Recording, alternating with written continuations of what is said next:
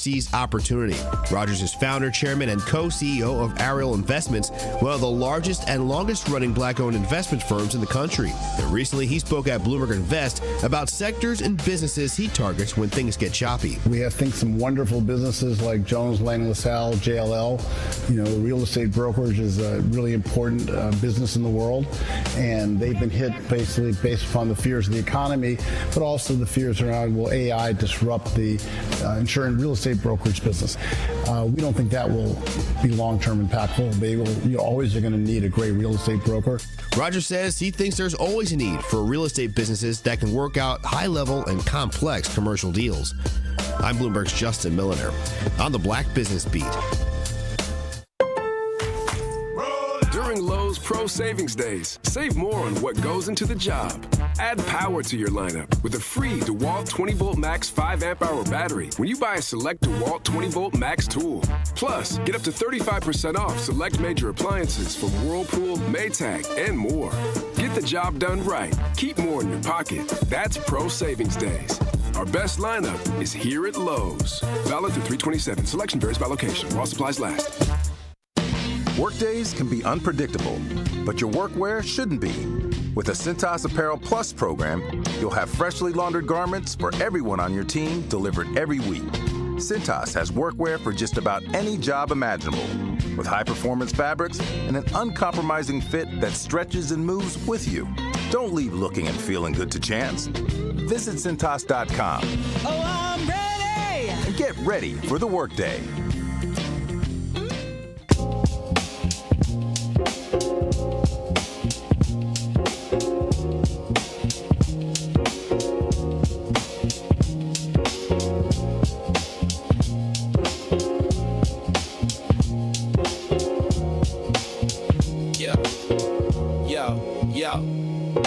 He steps to the mic with a boom, ping, ping. Wisdom sharper than a beast's fierce sting. Words like fireflies that light the night. He turns the dark into blazing bright.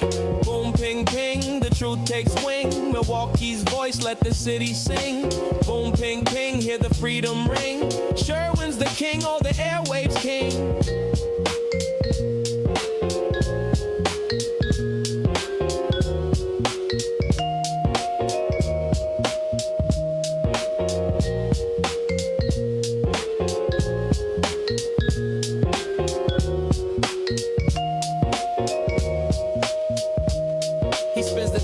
Shake the ground, unveils the truth where lies abound.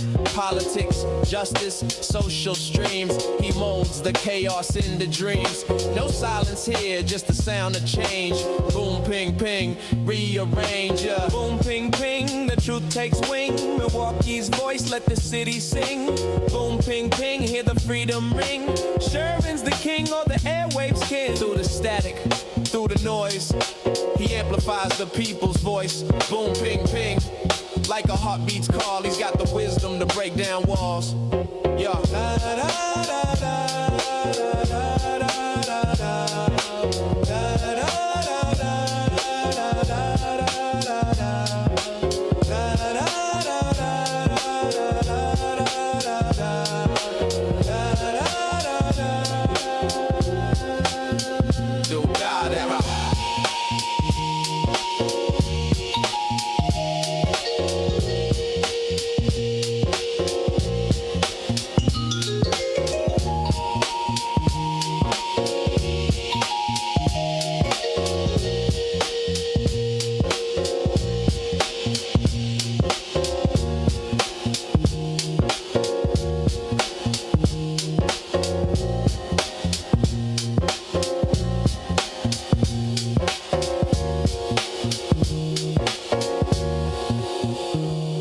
Good morning. Welcome to the program.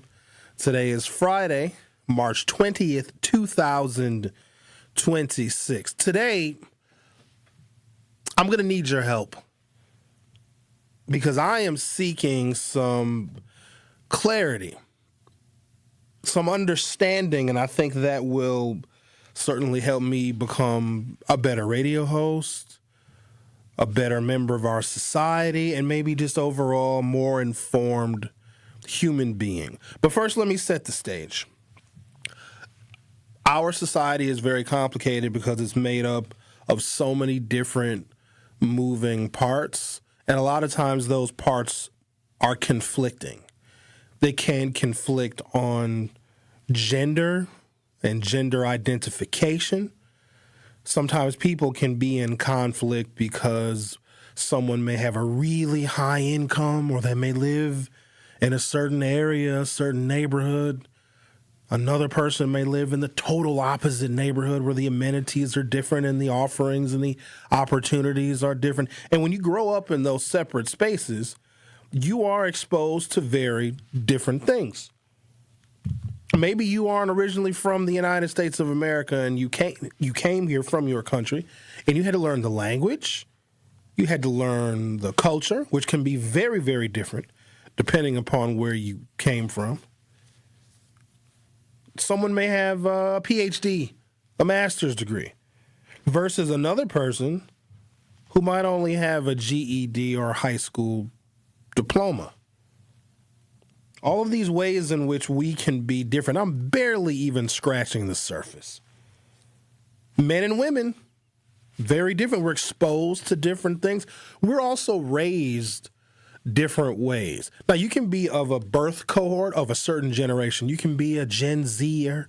You can be a millennial. You can be Generation X or even a baby boomer. So you have a birth cohort. You have a lot of things in common with people that are born within however many years of your birthday, whatever we define a generation as.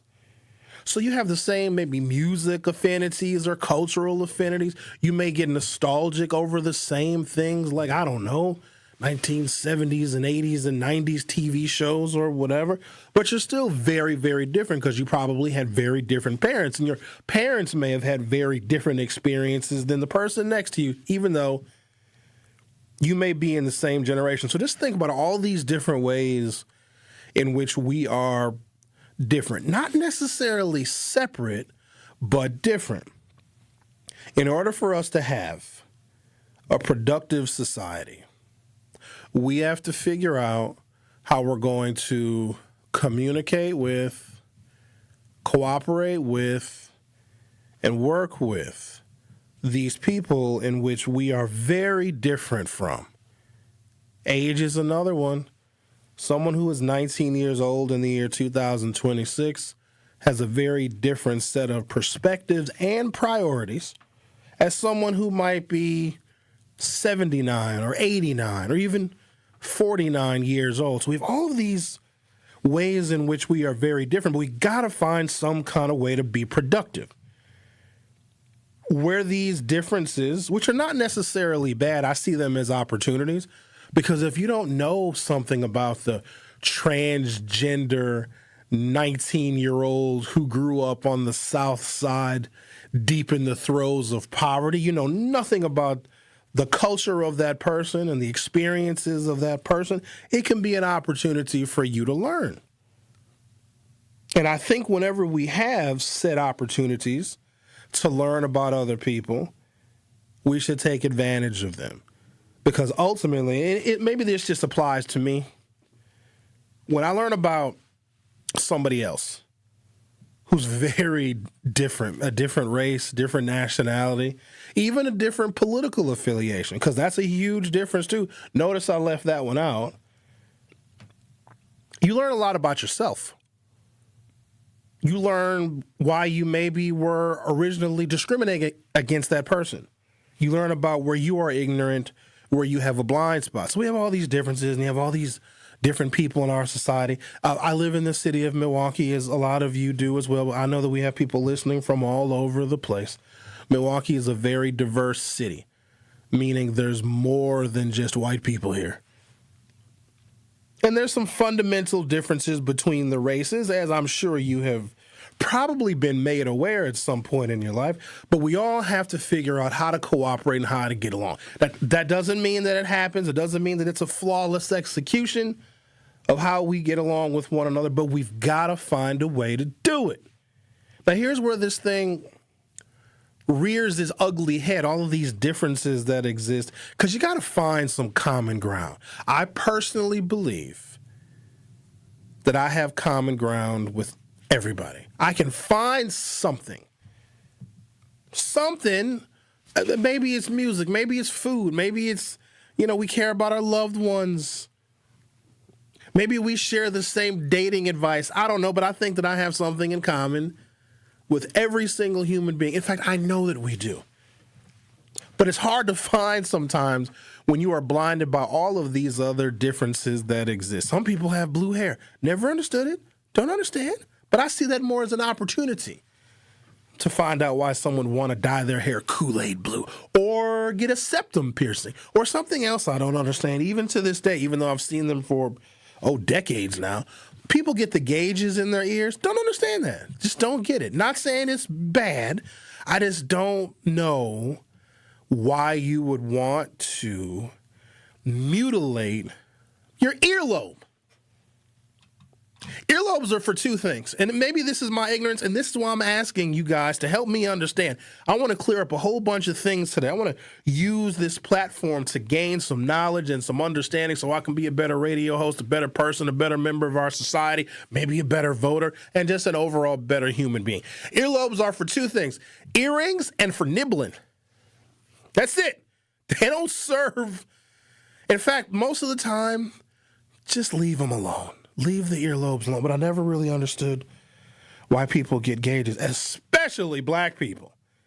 Like, I know there's some like African tribes that they do stuff to their ears, but we're not them.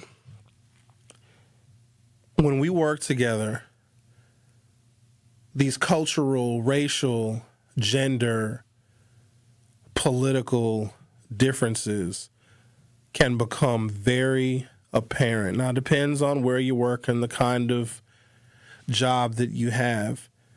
But it's silly for us to think.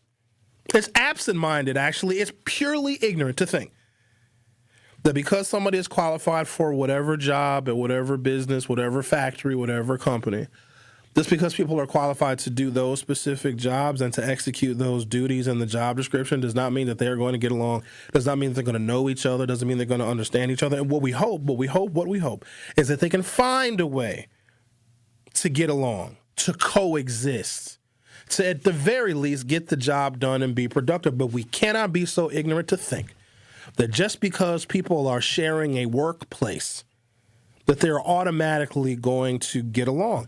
And so as I'm reading through the news and seeing what the president did or didn't do and how screwed up the world is, and oh yeah, by the way, we're at war, there's that going on too. When I hear about this case that was settled, the EEOC had been investigating a particular organization. Now, it's a political organization by nature, even though I don't think it should be. It's more of a necessary healthcare type of establishment, but it's been politicized because only in America is healthcare so political. And when I found out that there was a lawsuit and then there was a settlement based on discrimination, I'm like, here we go. It's common whenever you have a workplace, and if a workplace is in a diverse community, the likelihood that different types of people will be brought together is very, very high. And I want us to be realistic about this, because some people they minimize it because they don't want to do the work, because this takes a lot. You got to be a real serious critical thinker. You can't just dismiss it by saying, well, I don't see color, I don't see race. Shut up. Shut your mouth. You're admitting that you're stupid. Don't admit you're stupid around me. Admit you're stupid around somebody else, not around me, because I'm allergic to stupid. It physically makes me ill. If you say that you don't see color, it means that you don't want to do the work in understanding somebody else's perspective that is very different than yours. Some people had to struggle to get next to you or to get where you are or to get that same job in that city. For some people, it's a struggle every single day. Maybe it's because how they're looked at. Maybe it's because of their religion. Maybe it's because of their very heavy accent.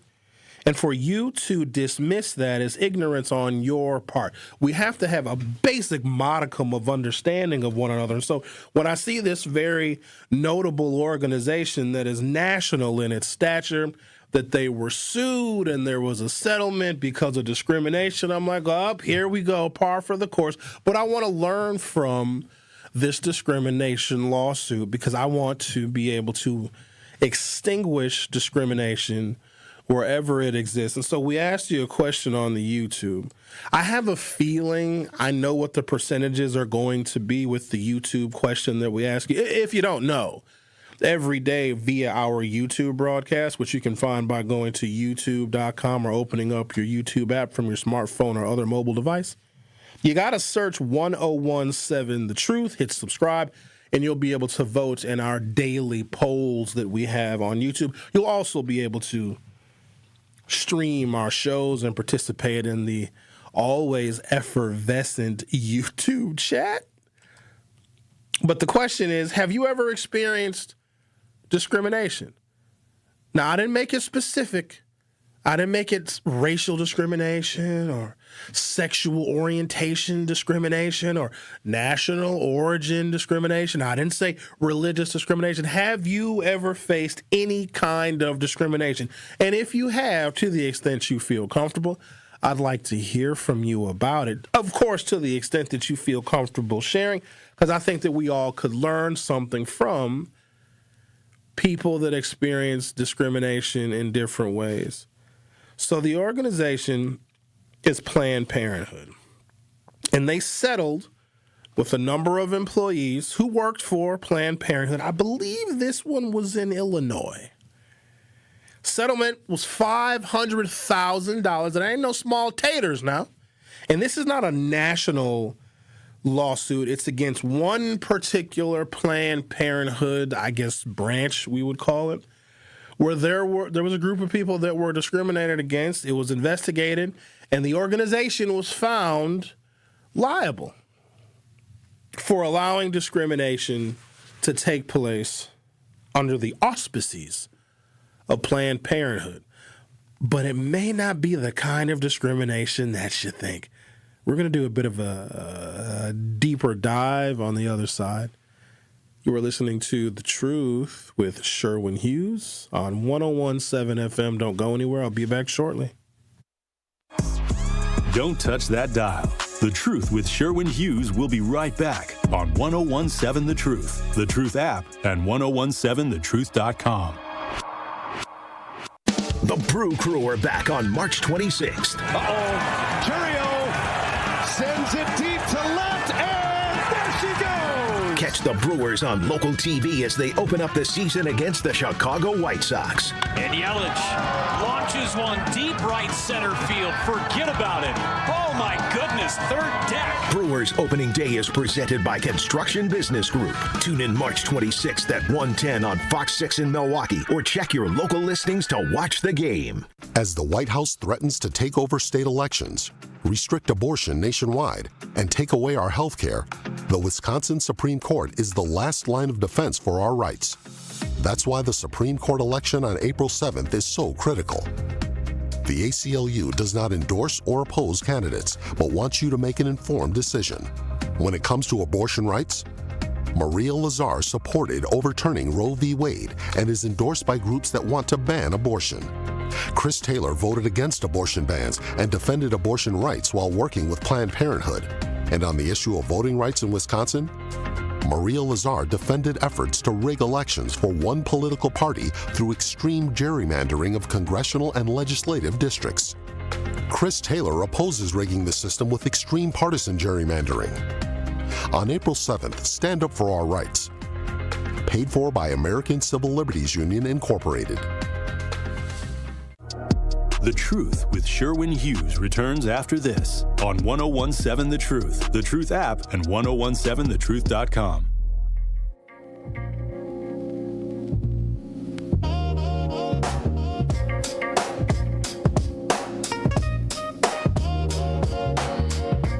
Whenever I read about a case of discrimination, which is fairly common because it seems to me, and I've got to be careful how I phrase this, people think like, oh, racism it was gone and now it's back because Trump is president.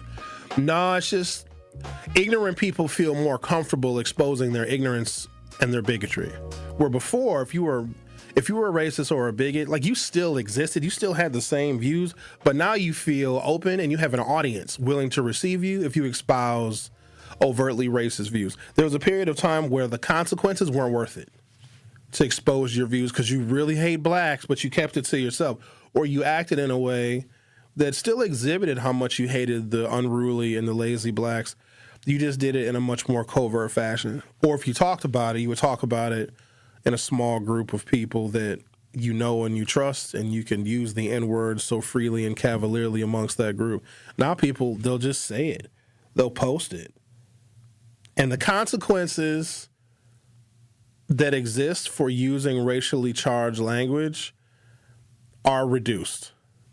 I mean, yeah, you kind of might get canceled a little bit, but then we also let you go on an apology tour, which is the most ridiculous thing ever, because if we are so incredibly against racial epithets and bigotry and racism in this society, let's be clear, no, we're not. No, we aren't. We just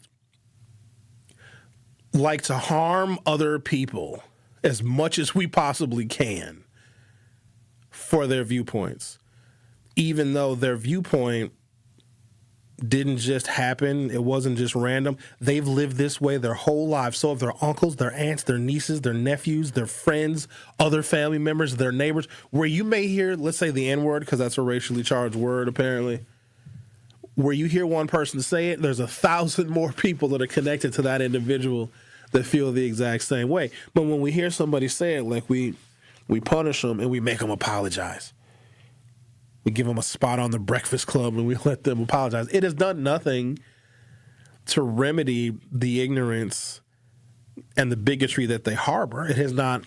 It only informed them that they shouldn't get caught saying it again. They can still be the same way and still hate black people. Just don't say it publicly because, it'll make you famous. Then you might get a TV show and a book deal and a podcast because, we certainly don't want that to happen. So when I hear about these cases of discrimination, I'm like, oh, what did the whites do now?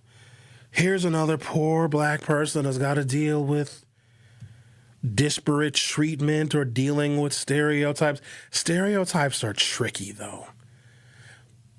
There's a lot of truth to them. The problem with stereotypes is that they are not true 100% of the time in regards to every single member of that particular group. But some stereotypes, you can hit the nail on the head 65, 75, 82% of the time.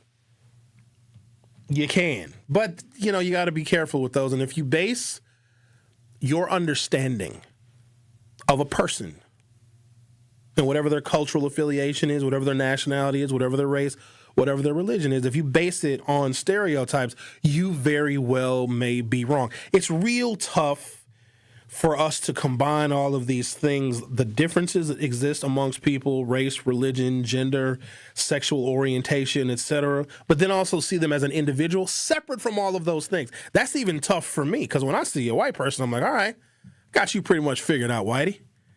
I'm sorry, I probably shouldn't say Whitey. Or can I? I am not the kind of threat to a white person that a white person can be to me. And so I'm sure you've noticed the depth of language that African Americans, especially in media, can use in describing white people and white culture. We can go really, really far where a white person cannot do that. And that is because there is a history that exists of white people that when they say racially insensitive things, there's action behind it. Somebody can call me an N-word and then also run for office as a Trump-loving Republican and create legislation that can make it more difficult for me to vote. Or can participate in legislation where my neighborhood and my community is over-policed. And require my city with the same legislation to have more police, that you'll concentrate in a particular area, which will strengthen the police union because you can require the city of Milwaukee to have more cops and you can direct those cops to neighborhoods that are majority black. And then when you strengthen the police union, when a police officer does something that is below board, the likelihood that they will face a consequence is greatly reduced and diminished. Do you see what I'm saying with that? So somebody can not like a black person, and then they can put real action behind it. They can deliver more disparity and reduced quality of life for black people. There is very little that I can do as a black person where I can stop a white person from voting. I don't have the power to put more police in New Berlin to over-police a suburban enclave. See, I don't have that power, and that is the difference. So we, as black people, are given the breadth of language because our language is less physically threatening than the language of the oppressor. And this is also where it gets confusing because there's some white folks, they'll use the N-word, they'll be very racist, but they can't do anything to harm or to punish black people because they're just as indigent as any poor black person is. They just cannot like black people, but they're not an HR, they're not an employer, they're not a cop, they're not a candidate for office. They're just a bigot. They can't really do anything tangible to harm a black person. They can think all sorts of negative things. They can post stuff on blogs and do a podcast where they use the N-word a lot, but they don't really have the power to like legislatively harm a black person. But those people in their bigotry that don't have a lot of power, let's say they're not a cop, they're not an elected official, they don't make policy, they're just a racist white person. What they can do, though, is they can use their political power to elect someone who can, in fact, create the legislation that they can't. It's very dangerous. But I think that where discrimination exists, we need to find an opportunity to at least better understand. And here's the thing. We know how it gets cleared up. It gets cleared up when you eliminate ignorance, when you just teach history. I think if more people knew the details and the struggles of other groups, discrimination would essentially dissipate. And here's what's crazy. We have time. You know how long we have compulsory education in this country? You can start in kindergarten. You can make it age appropriate. You can teach children about different groups and different races that they are likely to encounter as they get older and they grow up and they go into a society in which they're going to have to be productive with these same people. You can start teaching them right away, but for some reason we don't do it. So this is not a problem in which we are still searching for a solution. We know what the solution is. From NPR.org, Planned Parenthood of Illinois, an affiliate of the Planned Parenthood Federation of America, has agreed to pay $500,000 to end a government investigation into charges of discrimination tied to the organization's diversity, equity, and inclusion efforts. And you know, the President of the United States signed a whole bunch of executive orders, some of which I discussed yesterday, which rolled back, reduced, or eliminated decades of progress that we have made on inclusion. If you're an American, you shouldn't be excluded from anything, period, because of your race, because of your religion. Now, I can't speak for people that ain't Americans. I got to talk for the Americans for a second. The people that aren't Americans, we'll table you just for a second. But if you are an American born in this country, because of your race, because of your gender, your sexual orientation, all of that other stuff, those other creative variables, you should not be kept from anything. You should not be removed from the pursuit of happiness. You're an American and we have laws and bills and constitutions and whatever. Well, the Trump administration has got a different viewpoint on that. They believe, because it's a collection of people, that if you are a part of a group in which there has been historic marginalization and discrimination, and the law seeks to remedy that, the Trump administration thinks, well, that's not fair. Why are we giving special attention to these people? Oh, that stuff was a long time ago, all of the racism and the separations and the segregation. And that's where we also have a different perspective. Some white folks think that racism was a long time ago. Black and brown folks see it right now. Look, we're wearing different shades of sunglasses, it seems. The settlement stems from charges investigated by the U.S. Equal Employment Opportunity Commission, the federal agency that is tasked with investigating claims of discrimination in the private sector. Allow me to continue. According to the EEOC, Planned Parenthood of Illinois violated Title VII of the Civil Rights Act of 1964, quote, when it segregated employees by race and subjected white employees to harassments and engaged in disparate treatment against white employees regarding terms, conditions, and privileges of employment. Because this administration has reduced or eliminated DEI efforts because they are unfair to white people. Let me show you what this looks like in real practical application. It means that if white people feel that they have been discriminated against, they can sue, and the Trump administration will hand them a win. I'm going to take a break, come back. This is what I want you to help me understand, as that is the title of today's program. How can white people feel a level of discrimination to where you are so excluded that you need to sue? And I'm going to give you the details of the meat of this story as to why a group of white people at a Planned Parenthood branch in Illinois felt like they were discriminated against. But I want you to look at a much larger concept. Because we have different people and different ethnicities and different races and national origins, sometimes focus needs to be placed on these groups that are different, that are separate. And if you have something at a job, at a company, where you want to provide your employees with information about these different groups, I personally think that's a net positive. But in these days and times, in this Trump era, focusing on differences for the purpose of understanding can make white people feel left out. I'm going to give you the details on the other side. You are listening to The Truth with Sherwin Hughes on 101.7 FM. I'll be right back. Don't touch that dial. The Truth with Sherwin Hughes will be right back on 101.7 The Truth, The Truth app, and 101.7thetruth.com. At Versity on King, we believe taking care of our community starts right here, together. Every day, neighbors step up to donate blood, helping save lives in Milwaukee and beyond. But Versity on King is more than a donor center. It's a place for health education, community connection, and support, especially for families facing conditions like sickle cell disease. When you donate blood, you're not just giving. You're showing up for your community. Visit versity.org/VersityOnKing to learn more or schedule your donation today. Versity on King, rooted in community, powered by hope. Hey there, Jane Lynch here. You want to hear something funny? Too bad. You want to hear something uplifting that will inspire you? Good.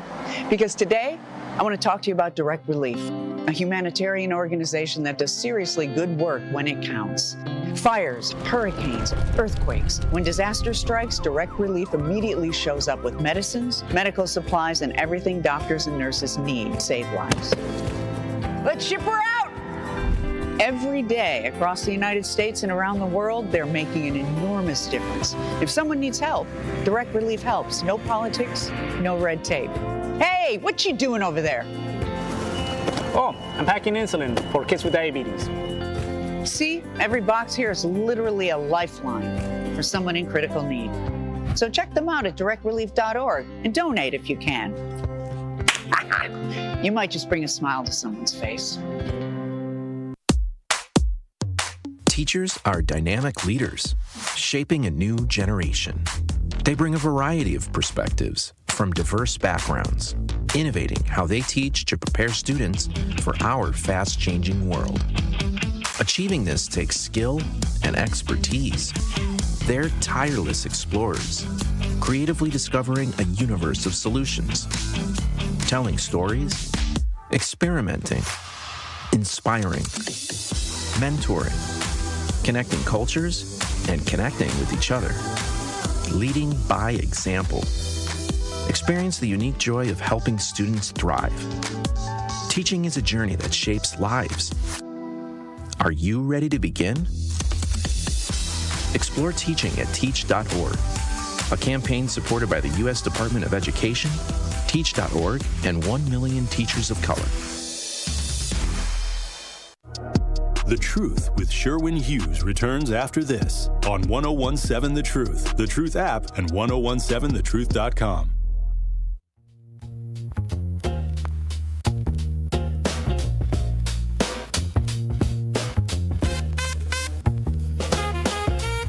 In a statement on Thursday, EEOC Chair Andrea Lucas wrote that segregating employees by race violates, quote, the core premise of our nation's civil rights laws. We know who those civil rights laws, when they were signed, who they were designed to help.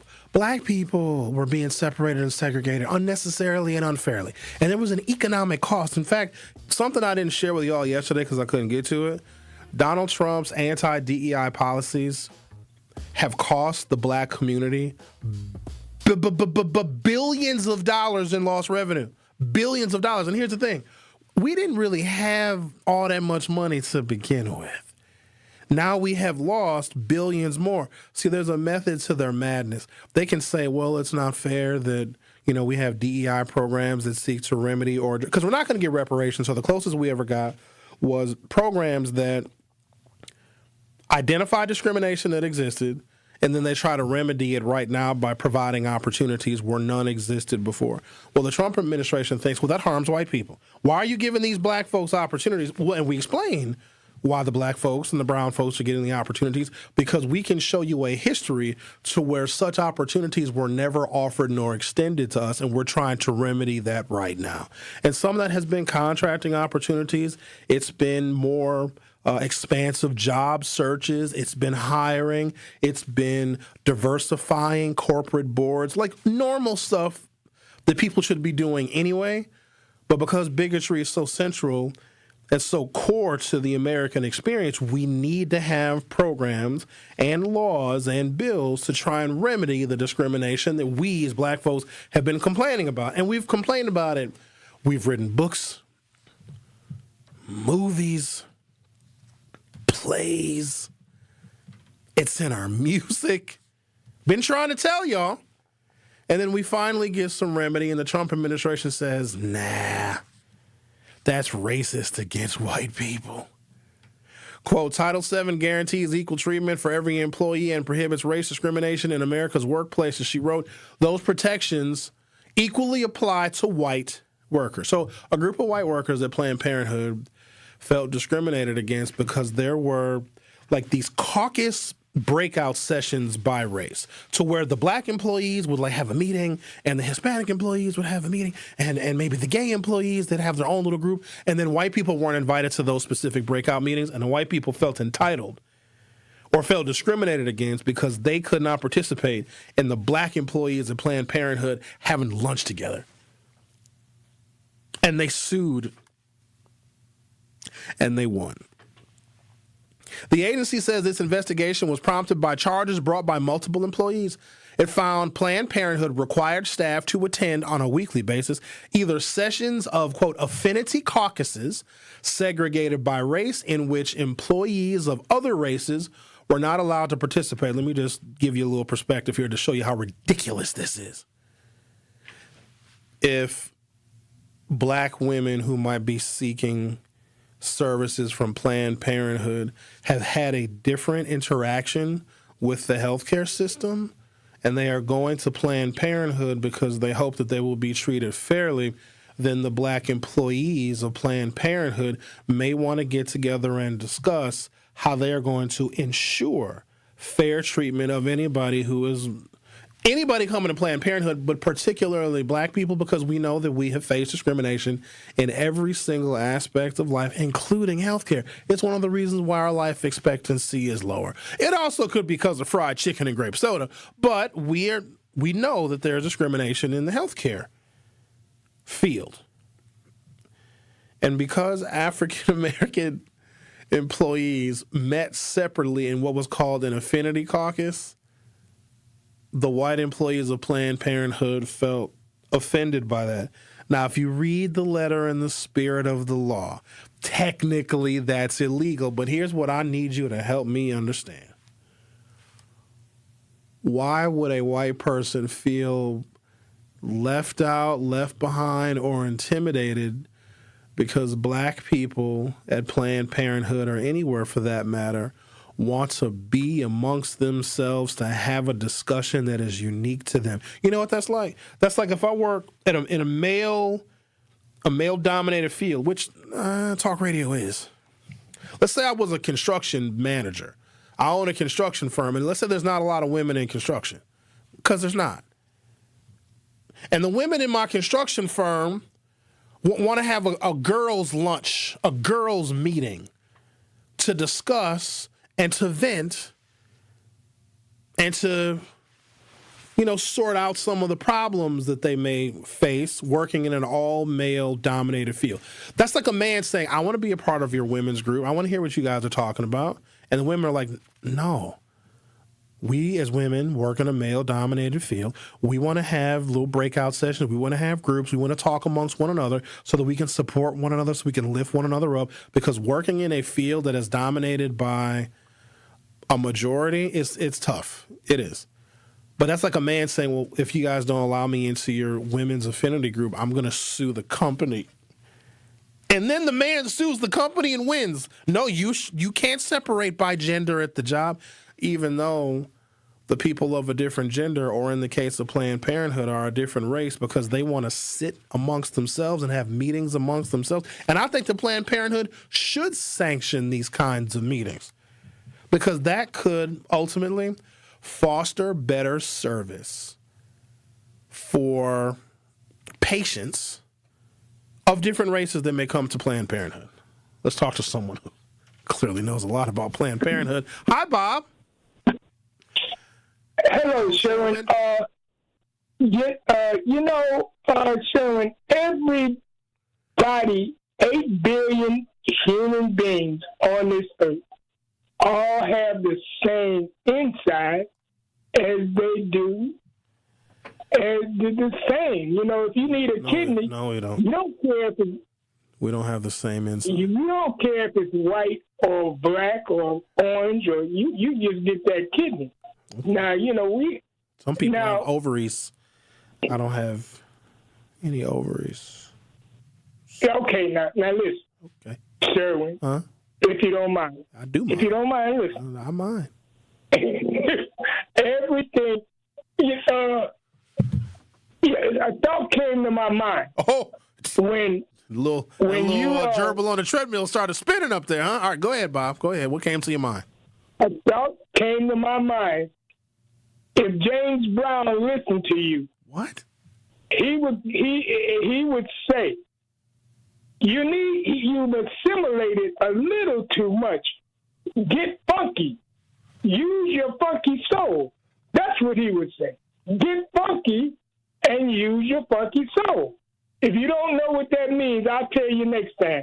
Otherwise, hey, Bob, funk you, buddy. What are the funk are you talking about? That doesn't even make any funkin' sense.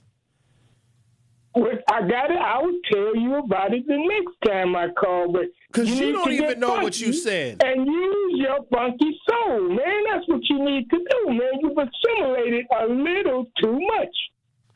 So I just thought about that. And one day I will lay down. Have my saxophone ready to play at one of your songs that you made an album with. I mean, one of these days. No. But try to get funky. Try to get funky until and use your funky soul. And I'll tell you what it means next time I call. And otherwise, I will talk to you later, sir. Goodbye. You ain't gonna play your tarnished, rusty, broken saxophone to one of my songs on the Blue Mist album. Don't ruin one of my masterpieces. You can't even really play the saxophone real good with one good arm. He only got one functioning arm. The other arm just is curled up. Why is he curled up? He had a stroke. Which it sounds like he has many strokes every time he calls, because I don't... Why don't we do this? Let's recombobulate. White people, do you feel discriminated against? And maybe let me give a different perspective here. Let me be objective. You know the whites are falling into the minority. They are. And you, listen, whites, if you are out there, and you are, you're going to hate it because you're not used to it. Your sentiments aren't going to matter as much. Your thoughts are going to be second tier. Your wishes and your desires will be put in the back seat. You're not going to like it. So America runs on a majority. If you have the numbers, you get what you want. If you have the majority in Congress, if the Democrats have one more person in the House of Representatives, they run the whole thing. Being in the minority means your voice doesn't mean your voice doesn't matter. It's just diminished because you don't have the numbers to support your position.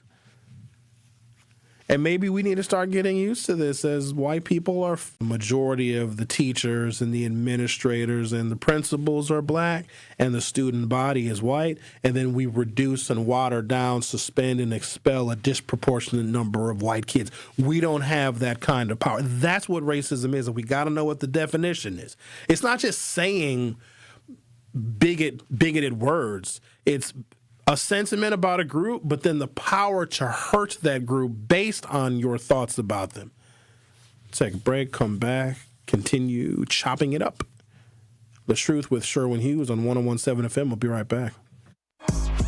Don't touch that dial. The Truth with Sherwin Hughes will be right back on 101.7 The Truth, The Truth app, and 101.7thetruth.com. Truth Nation is the best fan base in the country. Been listening to you guys for probably a month. It's some change now, and this is one of my favorite radio shows. And I'm 24, so I used to think talk shows was like an old head thing, and y'all got me hooked. Welcome to Truth Nation. We want you to tap into the talk and text line every show, every day at 833-212-1017. Milwaukee Black Talk, 101.7 The Truth. The legendary Broadway show is back. The Wiz. The Chicago Sun-Times raves. It's an eye-popping, high-intensity revival. The music, the voices, the legend returns. Entertainment Weekly says, run, don't ease on down to this spectacular revival. The Wiz. Playing the Marcus Center, March 24th through 29th. Tickets at marcuscenter.org. Every child deserves a school that sees their brilliance. At Milwaukee College Prep, they believe in high expectations, strong character, and academic excellence starting as early as age of 3. MCP scholars continue to outperform their peers across Milwaukee. And the best part about it all, Milwaukee College Prep is tuition free. If you're looking for a school that partners with you, challenges your child, and prepares them for college and beyond, Milwaukee College Prep is the place. Visit MilwaukeeCollegePrep.com to learn more. That's MilwaukeeCollegePrep.com. Life's better with Drive My Way from American Family Insurance because we know it's more than just a car. It's your escape pod, your adventure mobile, your memory maker. And we help protect the dreams that drive you. Personalize what you pay for auto insurance and you could save between 10 and 35%. American Family Insurance. Get a quote and find an agent at amfam.com. Products, pricing, and availability vary based on the way you purchase insurance and by state. Unsafe driving behaviors may increase your rate. American Family Mutual Insurance Company, SI, and its operating companies, 6000 American Parkway, Madison, Wisconsin. Real talent is defined by what people can do, not where they learn to do it. So by stopping at the education section of a resume, you might throw away the perfect hire. You might miss someone who has valuable skills to offer to help your business thrive right now and in the future. Because the truth is this: Skills First Hiring helps you see talent others miss, like more than 70 million stars, skilled through alternative routes. When you let their story unfold, you gain a competitive advantage because hiring managers who start with skills are 60% more likely to find a successful hire. See the real person, complete. See what others miss. Hire skills first. Learn why it's a competitive advantage at tearthepaperceiling.org. Brought to you by Opportunity at Work and the Ad Council. The Truth with Sherwin Hughes returns after this on 101.7 The Truth, The Truth app, and 101.7thetruth.com.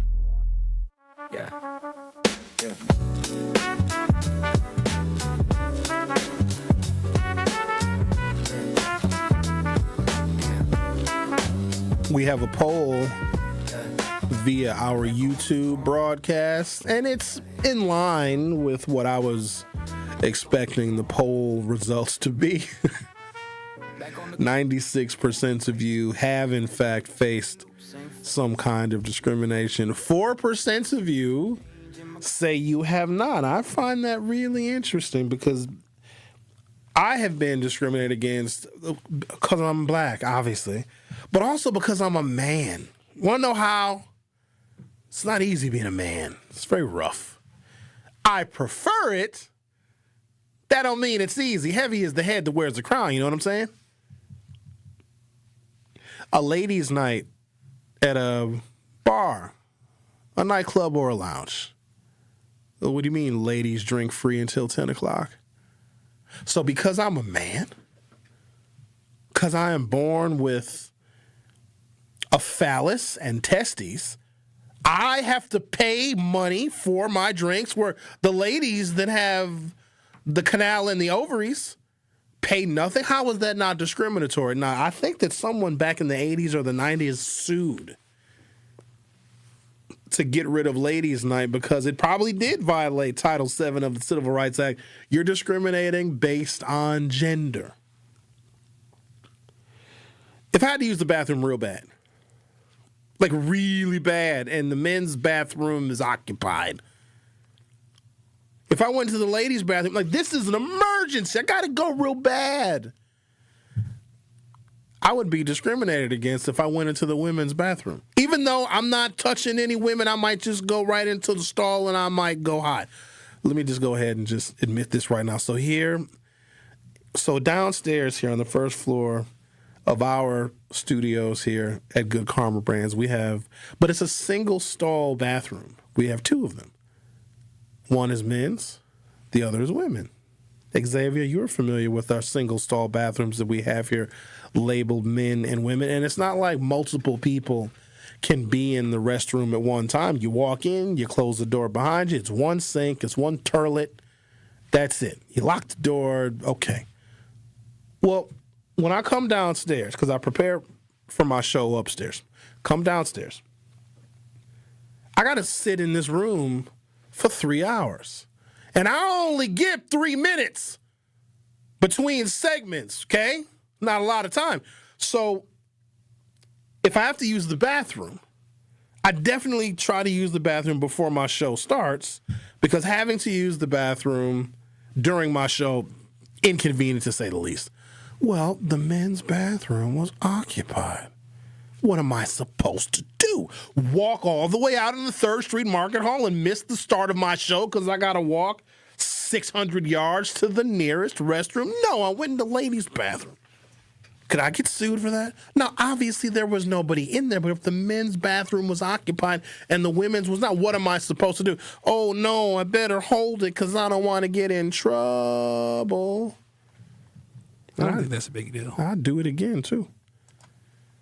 But I'm curious, the 4% of people that responded to our YouTube poll that have not been discriminated against, if you haven't, I guess consider yourself lucky, but you're also missing out, because it hurts. It does. Because you're just being yourself, you're being you, doing your thing, living your best life, and then somebody says something or somebody does something. I've even been discriminated against because of the company that I was with, the people that I was with, the people I was out entertaining, and maybe they look like an undesirable group. We all were discriminated against. There's been a whole bunch of situations that I can recall. But if you have never been discriminated against, call me and I'll discriminate against you. I want you to feel it for the 4% of you, because maybe you'll learn something. Because once you know what it feels like, you may be less likely to do it to somebody else. Quote, Title VII guarantees equal treatment for every employee and prohibits race discrimination in America's workplaces. Andrea Lucas from the EEOC said this because a group of white employees sued Planned Parenthood because there were affinity group caucuses where the black people, the Latino people, different groups of people were meeting in isolation of everybody else. And so the white employees of Planned Parenthood thought it wasn't fair that the black women that work at Planned Parenthood had their own meeting and the white women weren't invited. White folks, why you always want to be in our business? Like, why can't we have space? What do you think? We're plotting against you?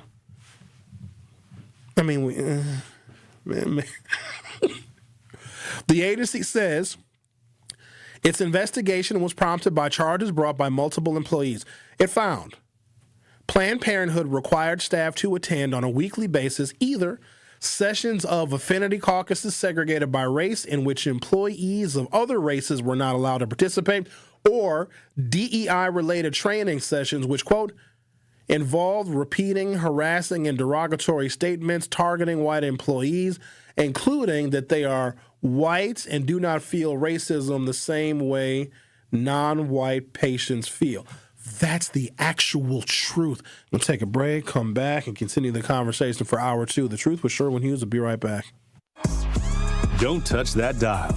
The Truth with Sherwin Hughes will be right back on 1017 The Truth app, and 1017thetruth.com.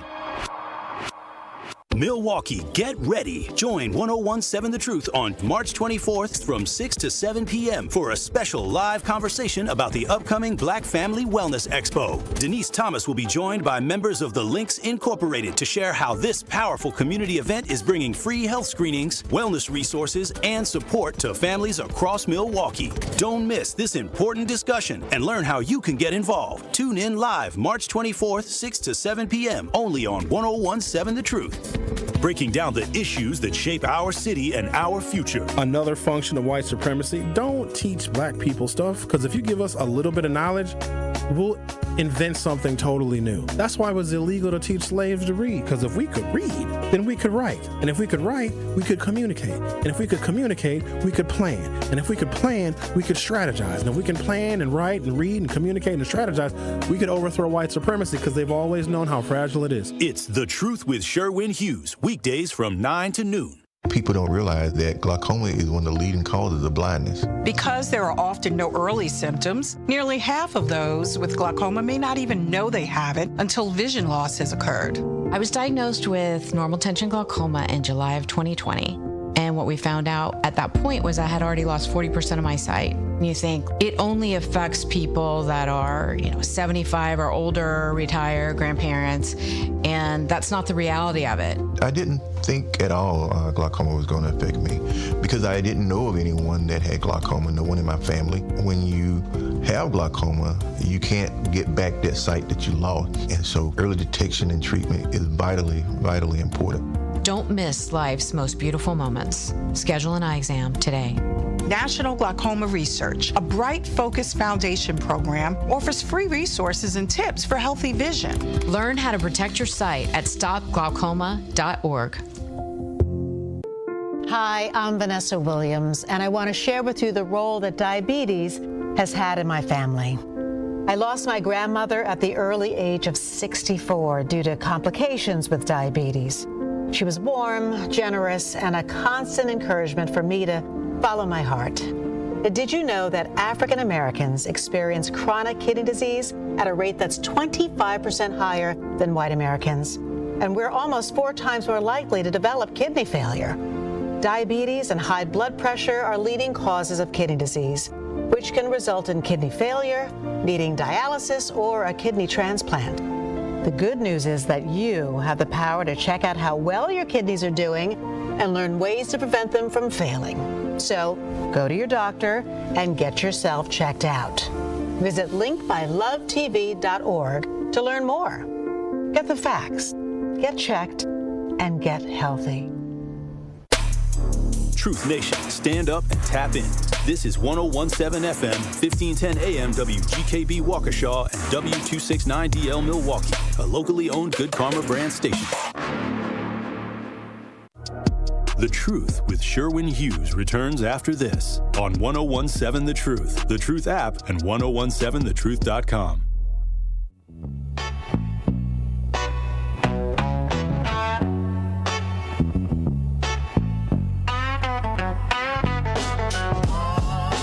Welcome to Hour 2 of The Truth with Sherwin Hughes. We are talking about what I think is a very unusual but becoming more common lawsuit that was filed against Planned Parenthood. The EEOC investigated, and they found that these weekly meetings that were had by other racial groups that worked for Planned Parenthood, where white people weren't allowed to attend, because it would strengthen the bond between, let's say, the African American employees and allow them to have conversations that the white staff of Planned Parenthood were not privy to, because the black clients of Planned Parenthood face discrimination differently than white people do.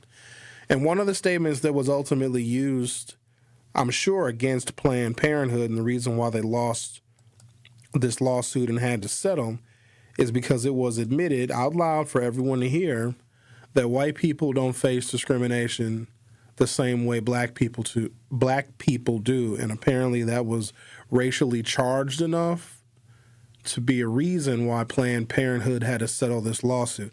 And this is what I want you to help me understand, because I'm so very confused.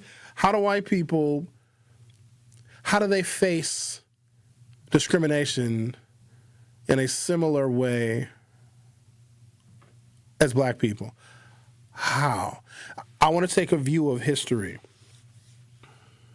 Were there, and maybe there were, restaurants or bars, social gathering places where it was black only? And if those places existed, let's say in the Jim Crow South, or maybe even other parts of the country, wouldn't white people prefer to go to their own establishments anyway? It was harmful to black people because keeping us out of public accommodations was incredibly unfair, because we were members of those cities, those towns, those communities, and paying taxes. Like, maybe I'm not aware of it. Maybe I need to do my own research. But were white people harmed by black establishments that marginalized white people? Did black people, let's say, own a bus company and require white bus riders to sit in the back? Did black people in the Jim Crow South own or control a school system and they gave the white students less resources and less time and attention? Did African Americans in the Jim Crow South, I got to look at history now because history is our best teacher, did we own healthcare systems and hospitals where we simply would not admit nor treat white patients? Did any of those things exist? During the Jim Crow South, when voting rights were largely unprotected, did in majority black towns, and yes, we did have majority black towns during the Jim Crow South. Jim Crow is a period of 100 years from 1867 until about 1968, until federal legislation was signed into law giving civil rights protections to people based on race and gender and all the other variables you can think of. In majority black towns in the South during the Jim Crow era, because it was kind of a free-for-all because you could discriminate freely, did the black voter registration clerk of that town deny white people the right to vote? I'm curious. And so if the answer to those questions is, well, no, of course not, Sherwin, then how can white people be discriminated against the same way? There is so much more history and so much more experience that white people have in discriminating against black people in every single facet of life, that there's no way that they can be comparable. They have had a 400-year head start in learning ways in which they can discriminate against black people. Combined annual impact, indirect and direct. This is with this administration's removal of DEI programs. The Medicaid and Affordable Care Act, racial equity expansions, which have been eliminated or reduced, show a $1,000 to $3,000 per year of disposable income gains for lower income black households, and the rollbacks reverse those gains by $500 to $1,500 a year. With the DEI rollbacks of the Trump administration, 10 million black households will be affected to a cost of $5 to $15 billion per year. the Community Reinvestment Act and the Access to Capital, which gave some preference to African-American entrepreneurs and borrowers so they could start businesses and fund their ongoing business interests. The estimated average gain was between $2,000 and $5,000 a year per household per business. Donald Trump's rollback reduces the credit access of black entrepreneurs by 50%, costing black businesses $3 to $7.5 billion a year. Bans on equity-focused grants and programs, cuts in workforce training, housing, and education support and associated grants. $1 to $3 billion per year is going to be removed from the African-American community just by the elimination of Donald Trump's DEI programs. And I'm bringing this up because where have black people removed money and resources and access to credit and access to loans from white people? We haven't. So how on God's green can they say that they can be discriminated against the same way? This is institutional stuff. These are real dollars that are coming out of the black community, and we don't have the money to begin with. It was determined that we were disproportionately underfunded in our endeavors, whether it be job training, whether it be our schools, whether it be grants that our colleges and universities get, because the white businesses and the white colleges and universities are going to get first crack at the money. We get the chitlins, we get what's left over. Donald Trump said even what's left over is still discriminatory because why are we allotting anything, even though it's based on historic discrimination, why are we allotting anything that is racially focused on black people? Eliminate all of it. What you are going to see, and this is independent of what the economy is doing. Remember, if there's going to be an economic recession, African Americans are oftentimes hit the hardest because our incomes are lower, our job security is less. And so these dollars that I'm speaking to you about is how much it is going to cost the African American community just by rolling back the DEI programs that were put in place legitimately and legally, because you can't just say, hey, black people, here's more money and more access and here's more bank loans for your businesses. You can't just do that. It's got to be based on demonstrated discrimination and exclusion. Once the demonstrated exclusion is identified, yeah, we can give them additional access because for, 400 years they were kept out of such access because of the color of their skin. You understand? You do, because you're very smart people. Combined annual economic impact. I'm giving you these examples to try and figure out how a white person can say that they are discriminated against equally. They're comparing black discrimination, which there's a history of, to white people getting their feelings hurt because they can't attend the black woman's luncheon. You wouldn't be comfortable at the black woman's luncheon anyway, because first of all, if we let y'all in, all the white women just want to touch the black women's hair. Oh my God, Jamaica, is that your hair? Let me snatch it. Combined annual economic impact. And I'm giving you these numbers because I want someone to say, oh, hey, Sherwin, discrimination against white people has cost white people a lot of money, too. Has it cost white people a lot of money, or have white people been able to hoard resources because they have kept it from black people? Combined annual economic impact, direct and indirect impacts of ridding the nation of DEI programs. The lower bound is $14 billion a year. The upper dollar amount could be as high as $38 billion a year. These figures reflect lost black earnings, lost black business revenue, and reduced disposable income for African Americans due to weakened enforcement of affirmative action DEI programs, minority business support, and health and economic access expansions. Over 4 years of the first term rollbacks, this could represent $56 to $152 billion in cumulative losses to black households and businesses in America. Let me be real clear about something else. You've heard me talk about this thing before. Black-owned homes. Because, I encourage people to own a house because a lot of you all don't like renting from Barada. So home ownership, right? So I have this partnership. In fact, my partnership with Axe Housing is, other than American Family Insurance and Gruber, it's the longest running partnership we have here at 1017 The Truth. I love my folks over at Axe Housing. It's also something that I think is very important. But this information came out during the Biden administration. That was the last administration where you could get real, actual fact-based data and statistics and racial demographic information, because the Trump administration has no such interest in those things. Black households are undervalued at $150 billion nationwide. Here's the thing now, before you say, oh, well, black neighborhoods suck. Some do. Yeah, 100% they do.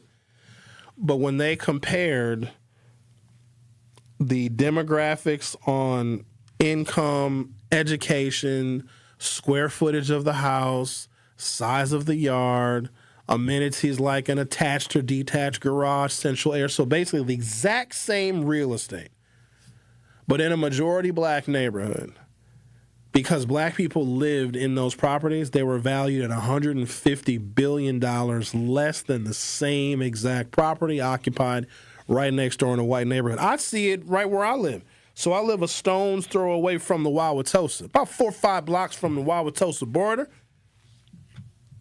I got friends that live right across the way in Wauwatosa. Now, I find it's unfortunate, but I have an opportunity where I think I'm also lucky. So because the houses all look the same. Certain parts of the city of Milwaukee, when you go into Wauwatosa, the architecture of the houses are the same. Bungalows and Tudors and whatever the German style, those houses, I think those are Tudors as well, with the pointy apex roofs above the front door. The architecture is the same because they're all built in the same era, in the late 19-teens and the early 1920s until the early 1930s. They all look the same. All the houses look the same. So my house, same design, square foot, and then even when you walk in the house, you walk in, you got the closet right there in the living room, and then the attached dining room, and you got the built-in. All these damn houses look the same. It's ridiculous. It's like I go to my friend's house, I'm like, this is just like me being at home. I might as well go back to my house. $200,000 more value for the exact same house, same layout, same design, same architecture, built in the same year, same square footage, same small lot, same 2-car detached garage. $200,000 more value. Now, here's the other thing. Oh, they get mollywopped on property taxes. Now, my property taxes did go up. Thanks, MPS. Thank you, MPS referendum voters, where the kids are actually doing worse. But now I got an escrow shortage because of this. I'm so hot. And I just got the email this morning. I was going to start the show just by complaining about how I'm short on my escrow. So your escrow is the dollar amount that you put away to pay your property taxes at the end of the year. And the property taxes are basically, it's an estimate based on previous years. Well, they went up so much that I'm short like $1,100. So now I have to make up the difference. So my mortgage actually went up by these damn Let me tell you something, MPS. You ain't getting no more money from me. You better lay off some of them fat teachers. That probably wasn't nice. I see I'm discriminating against fat teachers. But you got to be in shape to teach. That's not nice. Let me not make fun of fat people because fat people have gotten sensitive. There's a lot of, maybe it's my timeline. Maybe I'm the fat one, and I don't deny that. I'm fat, a little bit. Some days I'm fatter than others. Real fat around the holidays. Right now I got my winter fat on. Don't worry, summer body is coming. Summer body loading. Summer body is loading. So I get a lot of food reviewers on my timeline. Like when I log into social media, it's somebody eating food from a restaurant. Like morbidly obese people are reviewing food, and this is what I'm bombarded with on my timeline. And nobody is even saying anything mean. Like if you're 487 pounds and 5'1", and you're reviewing McDonald's what's the new McDonald's burger? The Archer, and the new Whopper, and you just eat. Over 4 years of first-term Donald Trump rollbacks of DEI, this could represent $56 to $152 billion in cumulative losses to black households and businesses. Can we demonstrate or illustrate anywhere where white people, because of program rollbacks, because white people get all the things, Where are they economically damaged? This is going to do, like, where is this money going to come from? Because if the African-American community is losing $150 billion plus the $150 billion that our properties are already undervalued just because we are black, like, where are these funds going to come from? And look, but here's the thing. I get it. If you're a white person and you're struggling, you probably would get very angry if you see, I don't know, a migrant or an immigrant or a black person getting all of these grants and all of these opportunities based on their immigration status or based on their race. But those are for the people that don't understand history. Had we cleared up racial discrimination a long time ago, we wouldn't need to still seek remedy to it now. That's why this whole idea of race, it's insane because it has done real tangible harm to black people. White people didn't see it, they didn't understand it because they reaped the benefits from it. But now, because of who is running the country, if you're working class or middle class or lower, your race almost doesn't matter anymore because white people are going to get screwed too. And because we have worked, organized, and voted, black people now, to get candidates elected that see the world as we do, that want to provide some remedy and some relief because previous generations failed to do so, now we're losing all of that. All this work could have been done a long time ago. It really could have, but it wasn't, so we have to make up for lost time. But I get how some people that do not understand that history, that is why teaching history is so incredibly important, because if white people knew what was done in their name against other people, then they might have a little bit more empathy. But when you keep history from them, you can replicate and duplicate bigotry and racism and stereotypes and generalizations all over again. The Truth with Sherwin Hughes on 101.7 FM. We'll be right back. Don't touch that dial. The Truth with Sherwin Hughes will be right back on 101.7 The Truth, The Truth app, and 101.7thetruth.com. In 1987, the Bucks took on the world and changed basketball forever. At stake, basketball supremacy in the United States. Bucks versus the World, narrated by Charlie Behrens, is the new season of Behind the Bucks podcast, presented by Gallagher, your trusted insurance broker and HR and benefits consultant. It's the untold story of the 1987 McDonald's Open, when the Bucks became the first NBA team to face the Soviet Union. Listen now on Bucks.com/plus, the Bucks app, the ESPN Wisconsin app, and wherever you get podcasts. Tacos and Tequila Festival, Saturday, May 30th at Franklin Field, featuring live performances by Shaggy, Rick Ross, Genuine, Soulja Boy, Frankie J, Mims, and more. There will be craft margaritas, Milwaukee's best taco vendors, authentic lucha libre wrestling, an exotic car showcase, a Chihuahua beauty pageant, art installations, and so much more. Tacos and Tequila Festival, Saturday, May 30th. Get your tickets at tacoandtequilafestival.com. Our children deserve a real chance to make it in life, and a good education is a passport to opportunity. At City Ford Collective, we're working to make sure there's a great Milwaukee school for every Milwaukee family, because more good options lead to better outcomes. And who doesn't want that? Together, we can give every child the foundation they need to thrive, and a stronger future for kids means a stronger future for Milwaukee. To learn more about our mission, visit us at cityfordcollective.org. That's cityfordcollective.org. We asked parents who adopted teens to share their journey. There are many times I thought, I can't do this. I mean, what parent isn't worried about? What am I not doing right? What am I not doing enough? And then I realized, wait, that's being a parent. Don't worry about being perfect. I've had around 3 other mother figures in my life, but only one of them has taught me how a mother loves. The greatest reward for me is he makes me better every day. I would tell a family considering adopting a teenager that teenager, whoever it is, needs you, and they need what you have to offer. Taylor's given me hope. He's our son, and that is what he will always be. Learn about adopting a teen from foster care. You can't imagine the reward. Visit adoptuskids.org to learn more. A message brought to you by Adopt US Kids, the U.S. Department of Health and Human Services, and the Ad Council. This is The Truth with Sherwin Hughes on 101.7 The Truth, The Truth app, and 101.7thetruth.com.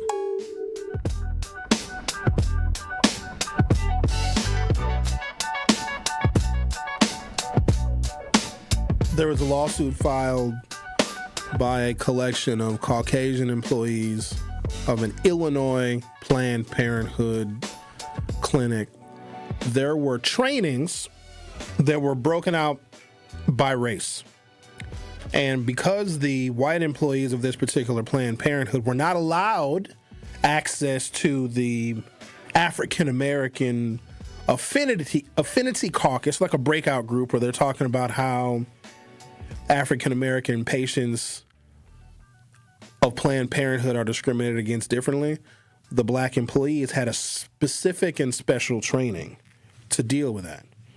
And it also was noted that white people don't deal with and face discrimination the same way that black people do. I am not saying that white people are not discriminated against, but it's rarely structural and institutional. It's rarely going to cost you an opportunity, a job, a loan, or a mortgage. It's going to hurt your feelings. That's it. But it's not going to cost you anything. I have real, tangible dollars that the black community is going to lose because Donald Trump has rolled back DEI policies. And here's the part that might be missed. Some folks think, well, if black people are having their historic discrimination remedied and we are giving them additional opportunity, well, that's going to hurt white people. No, it ain't. In fact, it probably will help white people. The more money we have, the more we spend. The more money we have, the more we invest. And when we invest our money, who do you think we invested with? One of the most difficult things that I have been tasked with explaining and doing these radio programs, because I'm trying to get us somewhere. You know what I mean? I'm trying to provide information so folks can be a little bit more informed and maybe you do something good with that information. But the better off African Americans are economically, the better off the whole country is. We're not taking anything from anybody. It's not pie. If we have, I think our commitments right now, because of unnecessary foreign wars going back a generation, we owe veterans $7 trillion, and that does not account for the damage we are going to do to servicemen and servicewomen in this particular military campaign we're involved in right now. The Trump administration is about to ask for another $200 billion. If anything, that money is coming out of our pocket, not money and opportunity that we allocate to people because they were kept out of those resources in the past because of racism and discrimination. That's where your money is going. We're going to spend untold trillions of dollars. You know what I also found out about the war? We're so screwed. We're going to lose it. We already lost it. When he said the war was going to be over on day 1 and we're in week 4, that ain't good. Gas prices is going to gouge you as well. Each bomb and missile that we dropped, when we budget our military, we budget to maintain our arsenal, not necessarily to build on it. Because we got a lot of stuff, okay? We got a bunch of missiles and bombs and Patriot missiles. We got a lot of that stuff. So when we use one, there's no budget to replace it. The budget is just to maintain it, not to use it. So every munition that we have fired off, every single bullet was not budgeted for. So now we need money to replace the munitions and the bullets and the missiles and the rockets we've already used. Plus, we're going to need more. That's where your money is going. And money ain't going to a black business that's getting a low-interest loan from a credit union so they can pursue their entrepreneurial endeavors. That doesn't, if anything, that's going to help white people. Is there a difference in customer service when a white person goes into a black-owned establishment versus when a black person does? I feel like they treat white people better.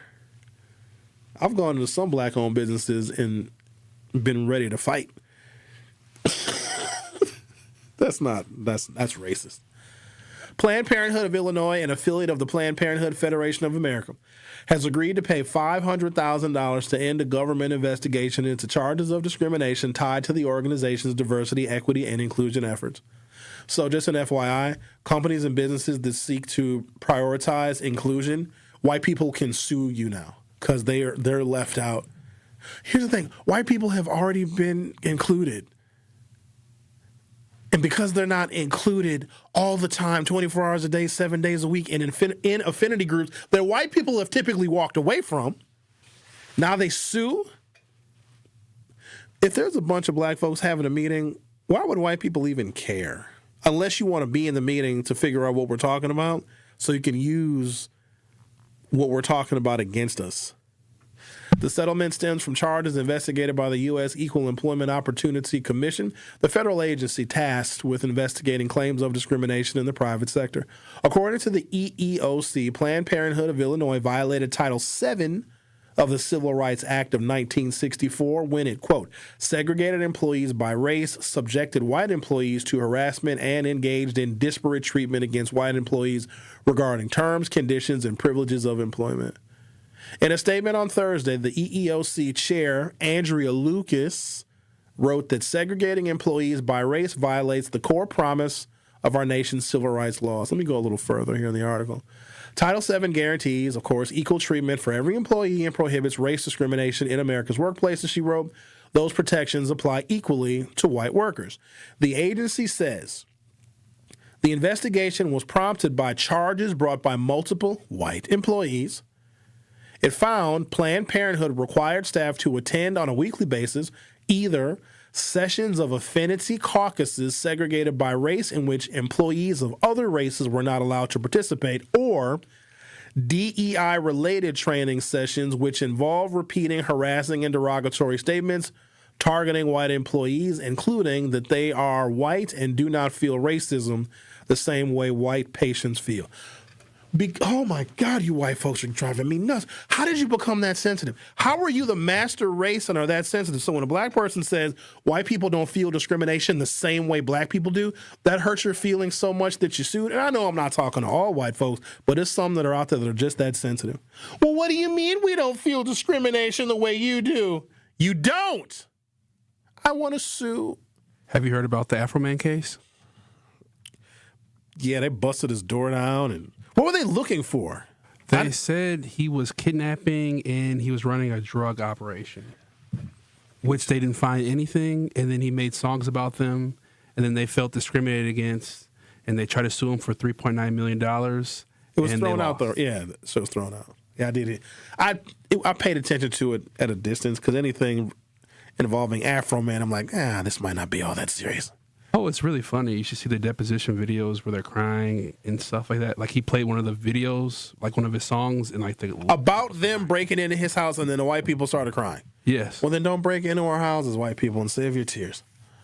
Planned Parenthood of Illinois President and CEO Adrian White Faines acknowledged the settlement in a statement, noting the workplace trainings and practices took place under prior leadership. Quote, in the time since the complaint was filed and since I came on board as president and CEO in 2025, I have overseen significant change in the organization, including across the leadership team. White Faines wrote, Planned Parenthood of Illinois has now come to an agreement with the EEOC about a path forward that will allow us to put this matter behind us and continue providing critical health care services to our valued patients from Illinois and across the country. Let's talk to Jean. Hello, Jean. How are you? Hello. I'm fine, and you? Doing okay. I agree with what you're saying. Great. I want you to know how great, wonderful, intelligent you are because of the information that you put over these airwaves. Thank you. It's therapy. You are so very welcome. It's therapy for me because you're funny.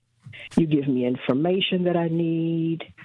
And for an example, last weekend, when Trump said NATO would not helping out with the Strait of Hormuz. Yes. I couldn't wait to turn on the radio to see what you would say about that. Because I listen to radio. I don't have internet in my home or anything. That's a whole nother story. But I turn on my radio in the vehicle, turn it on AM, and just let it scan. And I hear so many different news channels talk about politics, etc. And I said, I can't wait to hear what Sherwin is going to say about this topic or that topic that I heard. You're the best. I just want you to know that. Thank you're you. important to me, and you're the best. Gene, you're Keep important to doing me what too. you're doing. Thank you so much. Thank you. Oh. Have a wonderful weekend. You too. Oh, clip that all day. So nice. Yeah, some days I feel like I'm just yelling into a vacuum, but it's good to know that a woman who has no internet in her house likes to listen to my show on the radio and get my perspective on things.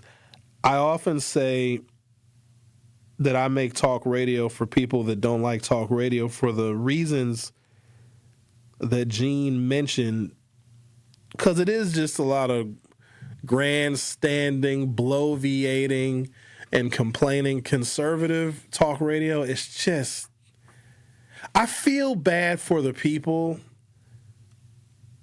that listen to it and believe that they're actually getting something from it. I challenge everything. Black people, black women, black men, black work ethic. I challenge education. I challenge the Democratic Party. I'm real mad at them right now because they're over here acting like the world ain't on fire. What beef I have with conservative talk radio is they don't challenge their own listeners. They don't. They don't call out bigotry when they know that their listeners are racist. They don't make their listeners think, what is the point? If that's the case, y'all might as well listen to music. If you don't want to be challenged and maybe learn something new and see where something that you thought your whole life gets challenged, like, oh, snap, I thought it was this way, but it actually operates like this. If you don't find value in that, then what I do is not going to be for you. I know that there are people that want to feel very comfortable because racist people know that they're racist, but they want to know that other people are racist too. They don't want to know that they're falling out of favor. They don't want to know that their way of thinking is antiquated and stupid, so they want to listen to people that feel and think exactly like they do. I don't even want to be in those rooms. I don't want to be in a room where everybody thinks like me. I'm in the wrong room. I need to be challenged. My worldview is not perfect. It's improving every single day. And I want to be around folks that will do exactly that. And the people that care for me most will challenge me most. The people that don't care about me just going to tell me what I want to hear. I mean, you can tell me I'm pretty, though. I like to hear that. But thank you, Gene. That was very nice of you. Did you hear that, Xavier? She said I was funny. How come you don't be laughing? Nobody be laughing at me. No. I laugh sometimes. All right. Well, thanks to you and Gene. Take a break, come back. I got a bunch of stuff. Oh, we got the Milwaukee experience today. I'm taking a different perspective on the Milwaukee experience. I discovered some things about this town that I think is a part of the Milwaukee experience. It's not just about going out and getting drunk, and sometimes some of y'all go out and you get a little too drunk and you touch people's butts you're not supposed to. We're not going to talk about butt touching and getting drunk at all the wonderful bars and the lounges. I mean, we may talk about it, but I want to talk about like a historical perspective on this city where I don't think that we get enough credit. So that's going to be featured on the Milwaukee experience, which is something that we do every Friday at 11 o'clock. Talk about all the things that make Milwaukee such a great place on a great lake. You know what I'm saying? You are listening to The Truth, where Gene thinks I'm funny. Don't go anywhere. I'll be right back. You are listening to The Truth with Sherwin Hughes on 1017 The Truth app, and 1017thetruth.com. Life's better with American Family Insurance because we know you love working weekends. If it means working on your dream home, both inside and out. And we're here to help protect those dreams so you can enjoy peace of mind. Save up to 40% when you bundle home and auto. American Family Insurance. Get a quote and find an agent at amfam.com. Products, pricing, and availability vary based on where you purchase insurance and by state. Some exclusions apply. American Family Mutual Insurance Company, SI, and its operating companies, 6000 American Parkway, Madison, Wisconsin. Redlining happened here. Some neighborhoods are still left behind. When decisions are made about our blocks, our homes, and our families, we deserve to be heard. The Milwaukee County Office of Equity and Empower invites you to help us tell the story of wealth by taking a short survey online. What do you need to build wealth for your family, business, or neighborhood? Take the survey and be entered in to win concert tickets, cash prizes, and more. Take the survey now through the end of March at mkestoryofwealth.com. That's mkestoryofwealth.com. Thank you, Milwaukee. Because of you, the second annual Truth Community Awards was an unforgettable celebration of the leaders, changemakers, and heroes who make our city shine. A special thank you to our incredible partners, Milwaukee College Prep, the Milwaukee Bucks Foundation, Gruber Law Offices, Steinhoffels, Cousins Subs, and 3rd Street Market Hall. And thank you to our presenting sponsor, Potawatomi Casino Hotel. Together, we're celebrating community, culture, and impact. We'll see you next year at the Truth Community Awards. When I was diagnosed with Hodgkin lymphoma, I had so many questions. I didn't even know that it was cancer. Now I do. It is cancer. Blood cancer. It's actually one of more than 100 different types, and they're all treated differently. Now, unlike some other forms of cancer, usually there's no tumor. You can't screen for it to prevent it, and the symptoms can look like other things, so it could be hard to diagnose. I had a fever for weeks. I was so tired all the time. I didn't feel like eating or doing anything else for that matter. And I know that this can feel scary. But if you know what to look out for, you'll know what to tell your doctor. And you'll feel more empowered to take the next steps. Like getting in touch with the people who know the ins and outs and can help with everything blood cancer related. Blood Cancer United. They work one-on-one with each person who reaches out to answer questions and offer resources. Blood Cancer United was there for me, and they can be there for you. Go to bloodcancerunited.org to learn more. This is The Truth with Sherwin Hughes on 1017 The Truth, The Truth app, and 1017thetruth.com.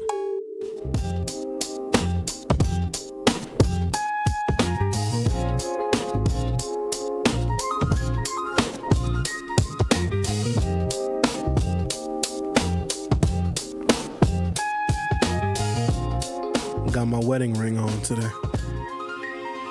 Why, is someone coming after you or something? No. I'm married. Yesterday when I said I wasn't married, I was just kidding. My wife got real mad. She's like, don't say that, Sherwin, I love you. I said, shut up, woman. I'm kidding. I'm starting to think your wife is imaginary, like, what's that caller's name? Alan? No, his wife is real. I saw him out one night with his wife, and I had to hide because I didn't want him to see me. So we were at one of my favorite restaurants. This was years ago. And it was very crowded.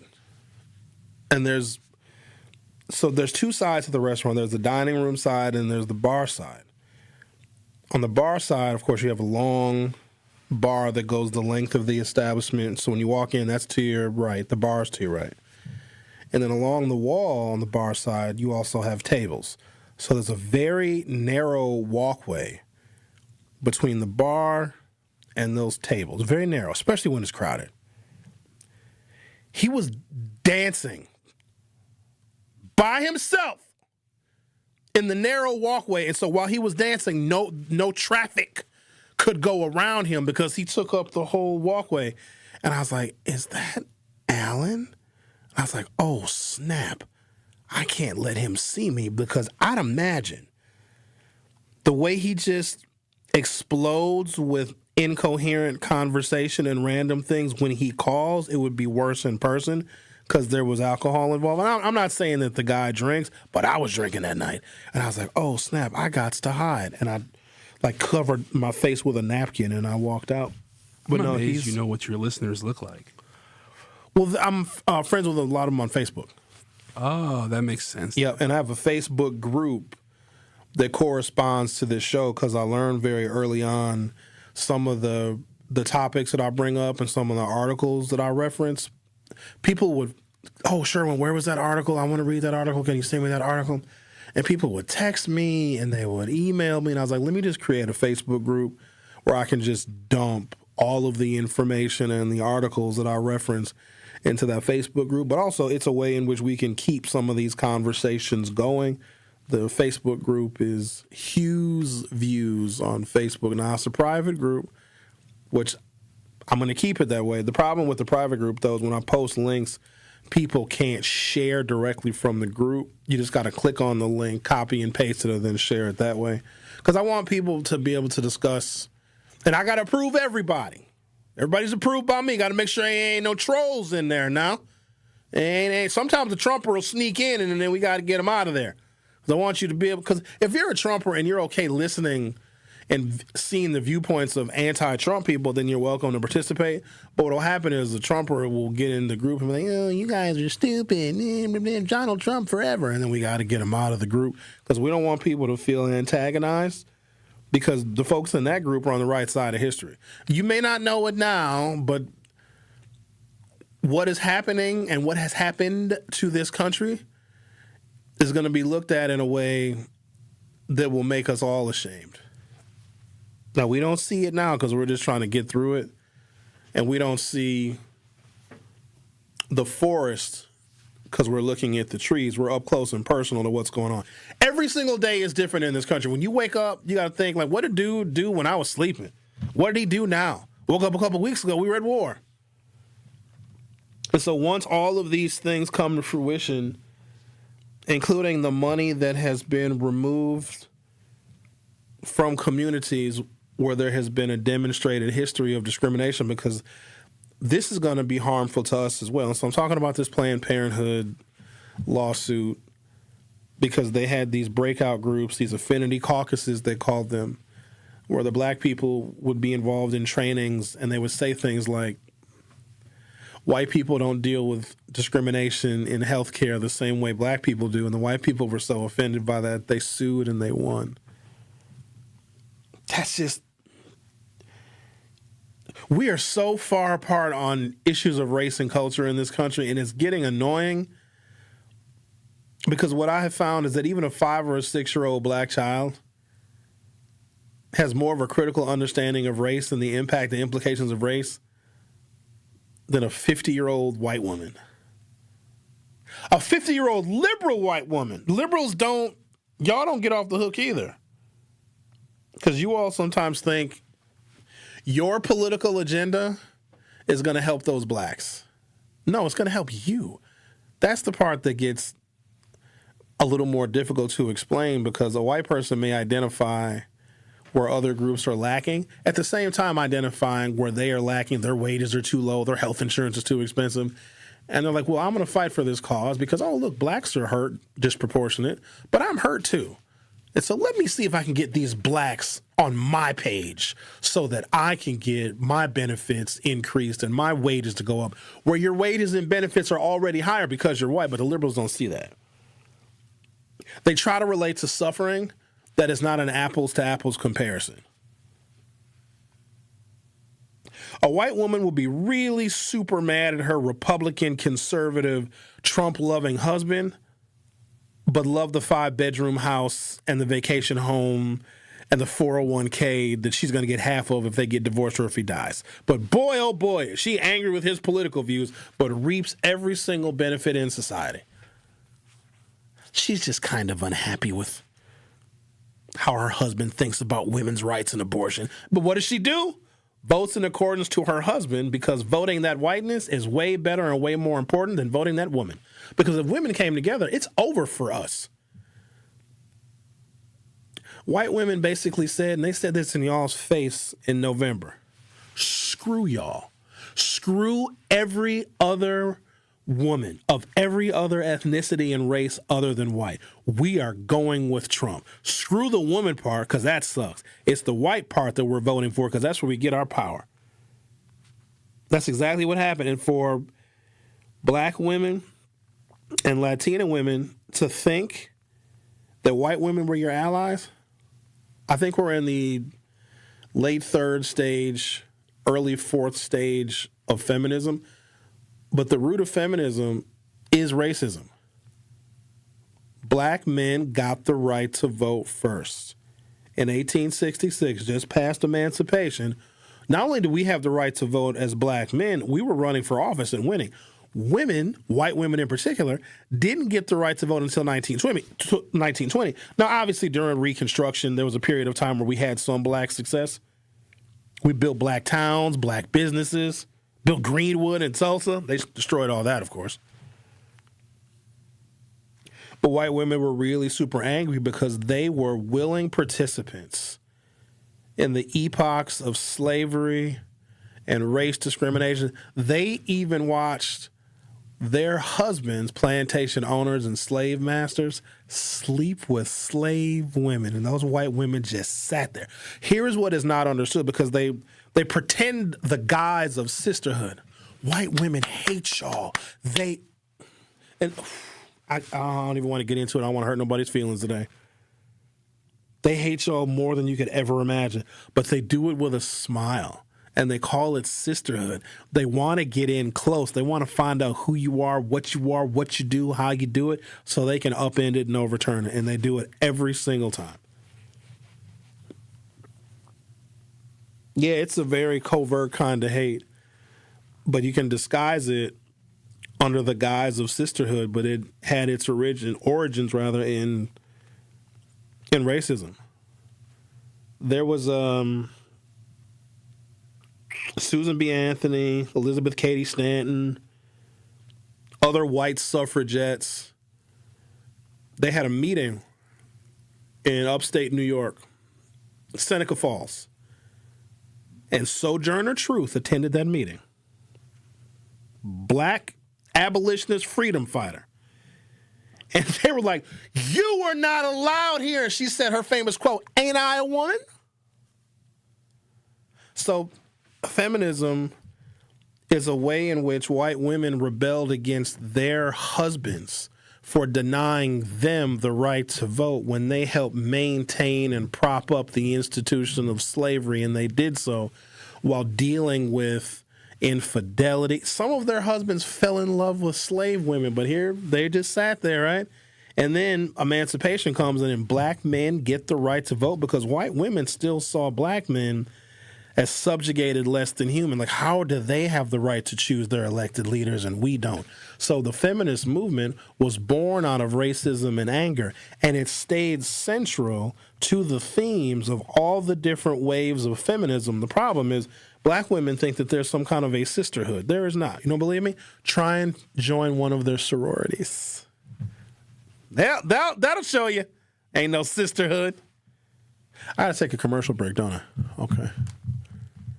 I have the impact on the city of Milwaukee specifically, how much money our community is going to lose with Donald Trump's DEI rollbacks, including lawsuits that white people may file because they feel discriminated against. I sure hope those white people don't listen to my show, because I might make them feel uncomfortable with the truth.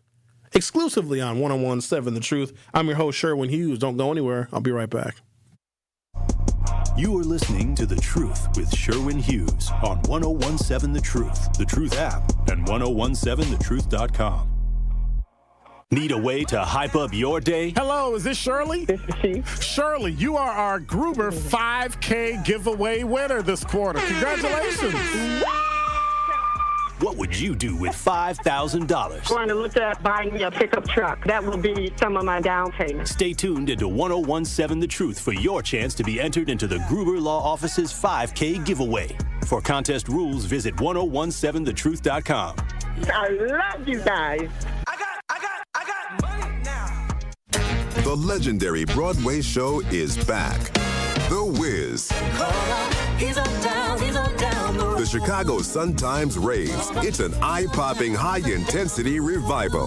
The music, the voices, the legend returns. Entertainment Weekly says, run, don't ease on down to this spectacular revival. The Wiz. Playing the Marcus Center, March 24th through 29th. Tickets at marcuscenter.org. Natural gas is a clean, reliable, and convenient source of energy delivered directly to you through underground pipelines. The pipeline system has an excellent safety record, but there are clues that can help you identify a potential hazard. If you smell the strong odor of rotten eggs, hear an unusual hissing sound, or see blowing dirt or debris, it could be a natural gas leak. Leave the area immediately and call We Energies at 800-261-5325. We Energies. People you can trust. Energy you can depend on.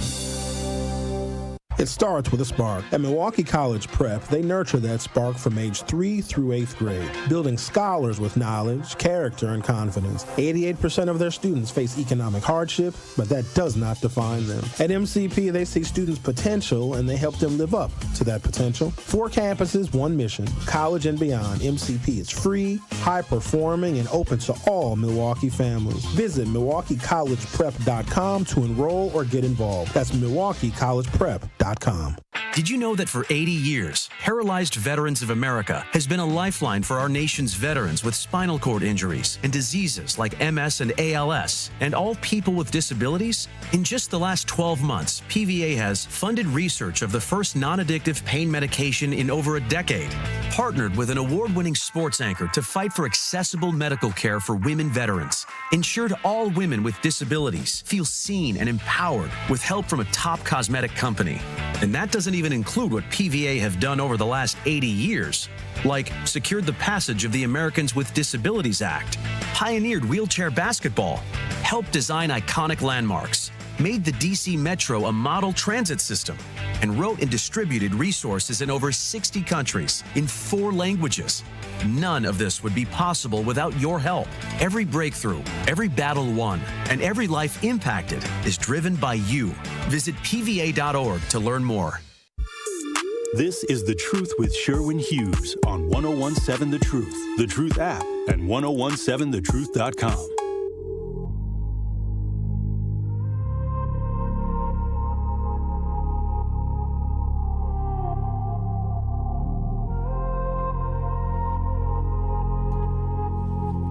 Let's see if we can get through this information here. Milwaukee black income reality. Median black household income in Milwaukee is $37,063 a year. For comparison purposes only, the median white household income in Milwaukee is $66,269, so roughly a $30,000 difference. Black households earn 56% less than white households in the city of Milwaukee. Okay? And Milwaukee has one of the largest black-white income gaps in the United States, which I'm sure is not news to any of you. Direct DEI policy rollbacks on Milwaukee specifically. This is our city where we're going to feel this now, okay? A loss of affirmative action in federal contracting and employment is going to impact Milwaukee in the following ways. Why Milwaukee is highly sensitive to these loss of affirmative action and DEI rollbacks. A large share of Milwaukee's black workforce is historically tied to public sector jobs, manufacturing, and government contracting. These sectors were heavily influenced by affirmative action enforcement. Estimated impact locally. The wage premium historically, because of the DEI and affirmative action programs, impacted black wages in Milwaukee by 5% and as much as 15%. So the loss per household of rolling back DEI and eliminating affirmative action, on the low estimate, is going to impact every black family by $1,850 a year. So that's income loss. Now keep this in mind. Groceries going up, utilities going up, gas going up. On the high end, the rolling back of affirmative action and DEI policies because of this president is going to cost black families $5,500 a year. Keep in mind, everything else is getting more expensive, and our incomes are going to be reduced. Black population in Milwaukee County is 38% of 577,000 in the city population, roughly 120,000, 150,000 black households in the metro area combined. Total annual loss of African American income in the metro area because of the elimination of affirmative action and DEI policies on the low end is going to be $220 million. On the high end, almost $1 billion a year that we're going to lose. Now, keep in mind, everything is getting more expensive. And this is not including an economic recession on the horizon where incomes are going to fall even further and unemployment is likely to spike. The weakening of civil rights enforcement, historically high segregation plus documented hiring disparities in Milwaukee, wage suppression of a minimum 3 to 5%, meaning African American employees are making 3 to 5%. That's on the low end. Per household, that is $1,100 to $1,850 per year. The regional impact is $130 to $275 million a year in reduced income for African Americans in Milwaukee. The loss of minority contracting and business support, which we had through DEI programs, which, of course, the president has rolled back and eliminated. Extremely low black business scale due to credit constraints and low home ownership, 27% is our home ownership rate, meaning 73% of us don't own homes and don't have equity in said homes in which we can pull some value from to help invest in our businesses and communities. The local estimate is between 3,000 and 5,000 black-owned businesses in the metro area are going to be impacted by the loss of minority contracting and business support. The revenue reduction is going to be between 30 and 50% for African-American businesses. The annual loss, $30 to $120 million a year. The total direct impact to Milwaukee by Donald Trump rolling back affirmative action and DEI policies on the low end is $380 million. On the high end, it is $1.2 billion. That is the actual cost, the amount of money that is going to leave our community because of rolling back DEI and affirmative action policies. And I assure you, when he did this, somebody told him this is what the impact would be. But ladies and gentlemen, this impact is not nationwide. It's just in Milwaukee. The Truth with Sherwin Hughes will be back for Hour 3. You are listening to The Truth with Sherwin Hughes on 1017 The Truth app, and 1017thetruth.com. The Brew Crew are back on March 26th. Curio sends it deep to left, and there she goes! Catch the Brewers on local TV as they open up the season against the Chicago White Sox. And Yelich launches one deep right center field. Forget about it. Oh, my goodness, third deck. Brewers opening day is presented by Construction Business Group. Tune in March 26th at 1:10 on Fox 6 in Milwaukee, or check your local listings to watch the game. Coming with straight truth. Did you go along with this? Did you plot this out? Did you go into the store with the intentions of causing a negative situation? This is the part that people don't like once they get into court after they get caught. Now, should he be executed for killing somebody he didn't do? I don't think so. He's already serving life. He's going to die in prison. I think that's what's going to happen. At the same time, this is a message to the younger folks. Catch the Tory Lowe Show every weekday from 1 p.m. to 4 p.m. Many of our most important memories are made at school. But for children like Victoria, the classroom can be a place of fear and isolation. She wore a bandage over her cleft every day, too shy to speak, too afraid to smile. Everything changed after one life-transforming surgery made possible by Smile Train. Today, Victoria's smile lights up her classroom, a symbol of confidence, connection, and new beginnings. Due to stigma, children with untreated clefts often miss out on school entirely. But thanks to Smile Train, students like Victoria are stepping into the classroom, raising their hands, and finding their voice. Smile Train partners with local experts to support with free cleft surgeries and other comprehensive care, empowering children to thrive in school and in life. Let's help every child walk into the classroom with confidence. Visit smiletrain.org/learn. Dad's gonna be far side, good. What should I do with my dress? Do little wiggles. The slate's coming in. What does it feel like when you're down or having a bad day? It feels sad, like you just don't want to do anything. All my little emotions in my head is just running crazy. I don't know what to do. As a teacher or coach, do you ever feel overwhelmed supporting kids' mental health? I had never experienced players being so down that they can't even participate. He's just in tears in the huddle. I didn't know what to do. Teachers need tons of help. Kids Mental Health Foundation offers educational materials to help guide conversations with our students. It's so important that we are constantly educating ourselves. It's the same as the CPR class to me. We're trying to save a life here. The Kids Mental Health Foundation has free tools and information developed by experts because kids' mental health starts with all of us. Scan the QR code or check out kidsmentalhealthfoundation.org to get started. Milwaukee's Black Talk lives here. You are listening to 101.7 FM, 1510 AM WGKB Waukesha and W269DL Milwaukee, a locally owned Good Karma brand station. More of The Truth with Sherwin Hughes is next on 101.7 The Truth, The Truth app, and 1017thetruth.com.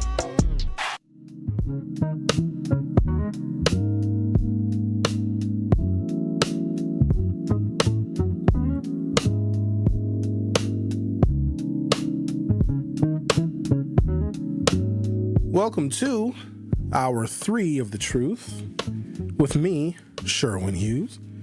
And like we do every Friday at 11 a.m., this is the Milwaukee Experience. It's a segment in which we highlight all of the things that make Milwaukee such a wonderful place.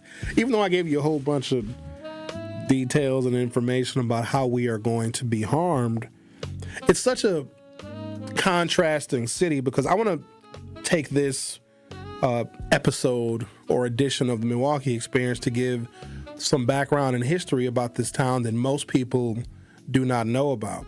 We were such a critical and important route on the Underground Railroad, and the abolitionist history of this city would absolutely blow your mind. But it's also, I guess, a cautionary tale because there was a very deep and abiding sentiment, anti-slavery sentiment that existed, not just in Milwaukee, but as you're going to find out in a little while, in Waukesha as well. Now, contrast that to right now, where Waukesha is one of the most Trump-loving, conservative voting counties in the entire country. This was not always the case. In fact, the newspaper in Waukesha, still to this day, guess what it's called? The Freeman. It was an abolitionist publication because here's what's crazy.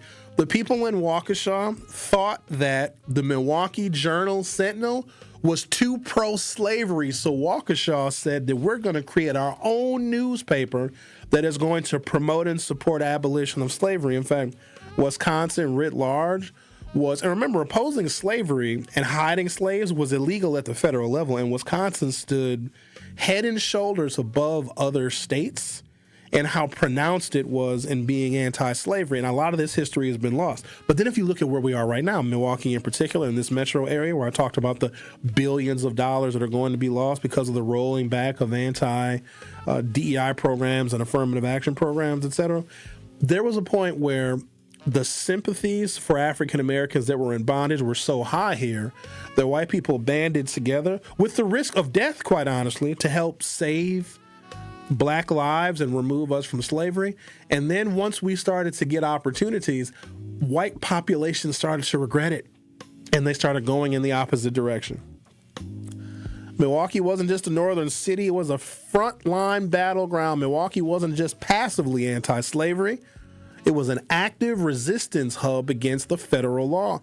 The city became nationally known after the 1954 Joshua Glover rescue, where, get this, abolitionists in Milwaukee broke a fugitive slave out of Milwaukee jail. This wasn't just symbolic, it was an open defiance of the Fugitive Slave Act, a federal crime at the time. Milwaukee functioned as a transfer point, not a final destination. Escaped slaves moved through Milwaukee, west to Waukesha, then north onward toward Canada. Our region's proximity to Lake Michigan created multiple escape routes, both overland and water.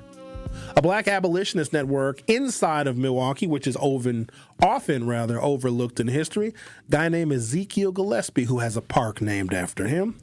A formerly enslaved man, Mr. Ezekiel Gillespie, ran a local underground railroad network here in Milwaukee. He helped fugitives move through the city. He became a civil rights pioneer, later winning voting rights in Wisconsin courts. His story challenges the myth that the Underground Railroad activity in Wisconsin was only led by whites.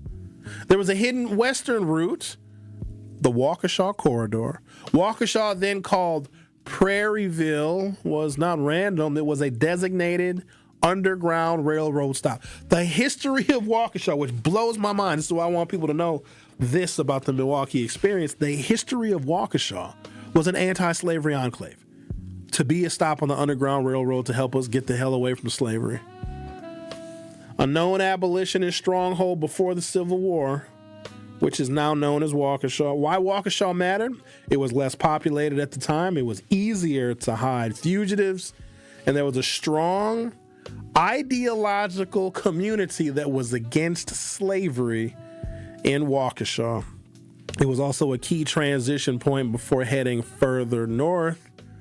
Local abolitionists like Lyndon Goodnow directly helped fugitives reach Canada, and Winchell Bacon, if that's not an 1800s style name, I don't know what is. Winchell Bacon sheltered fugitives in his own home. Caroline Quarles in 1842, considered the first documented person to escape slavery via Wisconsin's Underground Railroad. Her journey took her from St. Louis to Illinois to Milwaukee to Waukesha, then on to Canada. She was actively hunted across multiple states, showing how dangerous the network was. The Waukesha Freeman, still the name of their newspaper today. I feel like they probably should change the name because the Waukesha that exists now is not the one that curated the Waukesha Freeman. The Waukesha Freeman, per this article I have, was known as a radical anti-slavery voice, one of the most anti-slavery voices in the country. The newspaper, The American Freeman, published in Waukesha between 1844 and 1848, one of the earliest and most outspoken anti-slavery newspapers in the country. It didn't just report. The Waukesha Freeman mobilized abolitionist action. It helped organize the Liberty Party and the Free Soil movements. Both of these were local anti-slavery political action groups, and it connected activists across Wisconsin and beyond. The Waukesha Freeman, who knew? It later moved to Milwaukee, showing how the abolitionist center of gravity shifted east into the city. Waukesha was abolitionist and anti-slavery before Milwaukee was. You would never know that now. The editor/activist networks tied to the paper worked directly with the Underground Railroad operatives and helped coordinate safe passage and political resistance simultaneously, and the local businesses that advertised in the Waukesha Freeman were known to also be abolitionists and anti-slavery.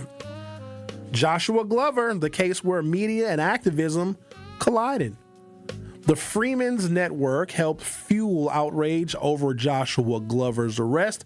Abolitionists tied to the Waukesha Freeman helped organize the mob that freed Glover from a Milwaukee jail. After his rescue, he was moved west through Waukesha, then Racine, and all the way up to Canada. This event turned Wisconsin into a national flashpoint over slavery laws, led to legal battles that challenged federal authority, and ultimately Wisconsin's participation in the Civil War, fighting on behalf of the Union. Wisconsin's quiet defiance of federal power. Wisconsin courts and citizens repeatedly resisted the Fugitive Slave Act. Milwaukee and Waukesha formed part of a regional culture of non-compliance to slavery. They sheltered fugitives, refused cooperation with slave catchers, and published anti-slavery propaganda. Here's a little-known reality. Not a massive network, but highly strategic. Wisconsin didn't have the volume of routes like Ohio did, but Wisconsin's routes were high-risk and high-impact corridors all the way up to Canada. Even a small number of successful escapes required dozens of coordinated actors, secrecy across multiple counties, and financial and legal risk. Shout out to these white folks, because any one of them could have snitched. They could have been like, hey, they're running a massive anti-slavery network up here. Them white folks kept their mouths shut, and they got us out of the slavery. Now they probably want to put us back in slavery. Waukesha was once described as an abolitionist stronghold. Today, the Milwaukee metro area is among the most segregated. The modern context contrast noted in historical discussions A region once willing to break federal law to fight slavery now struggles with racial inequality in different forms. It almost seems like they morally disagreed with the institution of slavery, didn't like it, but then didn't want us to stay here. Because in all of these cases, other than Ezekiel Gillespie, everybody was ushered to Canada. But also, once you leave the nation, then American jurisdiction no longer counted, right? So if you escaped from a plantation in St. Louis and you made it to Canada, you're really free. If you were still in the continental United States, you could be brought back to bondage. But once you left the country, because Canada did not recognize any fugitive slave laws, Milwaukee didn't just oppose slavery, it actively disrupted it and moved people through it and used media, law, and direct action to fight it. And just west of the city, Waukesha became the Midwest's most important and least talked about links to the chain of freedom. A little bit of a different perspective on the Milwaukee experience. Brought to you by our friends at Visit Milwaukee. The Truth with Sherwin Hughes on 101.7 FM. We'll be right back. You are listening to The Truth with Sherwin Hughes on 101.7 The Truth app, and 101.7thetruth.com. Truth Nation is the best fan base in the country. Been listening to you guys for probably a month. It's some change now, and this is one of my favorite radio shows. And I'm 24, so like I used to think talk shows was like an old head thing, and y'all got me hooked. Welcome to Truth Nation. We want you to tap into the talk and text line every show, every day at 833-212-1017. Milwaukee Black Talk, 101.7 The Truth. Sharon needed legal help. She needed Gruber Law Offices. When I think about Gruber Law Office, I think about how they took care of me, how they make sure that you get what you're supposed to get. Gruber Law Office. One call, that's all. I will always trust one call, that's all. Injured? Call Gruber Law Offices today. One call, that's all. They are the best. I'm very happy. Life's better with Drive My Way from American Family Insurance, because we know it's more than just a car. It's your escape pod, your adventure mobile, your memory maker. And we help protect the dreams that drive you. Personalize what you pay for auto insurance and you could save between 10 and 35%. American Family Insurance. Get a quote and find an agent at amfam.com. Products, pricing, and availability vary based on the way you purchase insurance and by state. Unsafe driving behaviors may increase your rate. American Family Mutual Insurance Company, SI, and its operating companies, 6000 American Parkway, Madison, Wisconsin. Redlining happened here. Some neighborhoods are still left behind. When decisions are made about our blocks, our homes, and our families, we deserve to be heard. The Milwaukee County Office of Equity and Empower invites you to help us tell the story of wealth by taking a short survey online. What do you need to build wealth for your family, business, or neighborhood? Take the survey and be entered in to win concert tickets, cash prizes, and more. Take the survey now through the end of March at mkestoryofwealth.com. That's mkestoryofwealth.com. People don't realize that glaucoma is one of the leading causes of blindness. Because there are often no early symptoms, nearly half of those with glaucoma may not even know they have it until vision loss has occurred. I was diagnosed with normal tension glaucoma in July of 2020. And what we found out at that point was I had already lost 40% of my sight. And you think it only affects people that are, 75 or older, retired, grandparents, and that's not the reality of it. I didn't think at all glaucoma was going to affect me because I didn't know of anyone that had glaucoma, no one in my family. When you have glaucoma, you can't get back that sight that you lost. And so early detection and treatment is vitally, vitally important. Don't miss life's most beautiful moments. Schedule an eye exam today. National Glaucoma Research, a Bright Focus Foundation program, offers free resources and tips for healthy vision. Learn how to protect your sight at stopglaucoma.org. More of The Truth with Sherwin Hughes is next on 101.7 The Truth, The Truth app, and 101.7thetruth.com.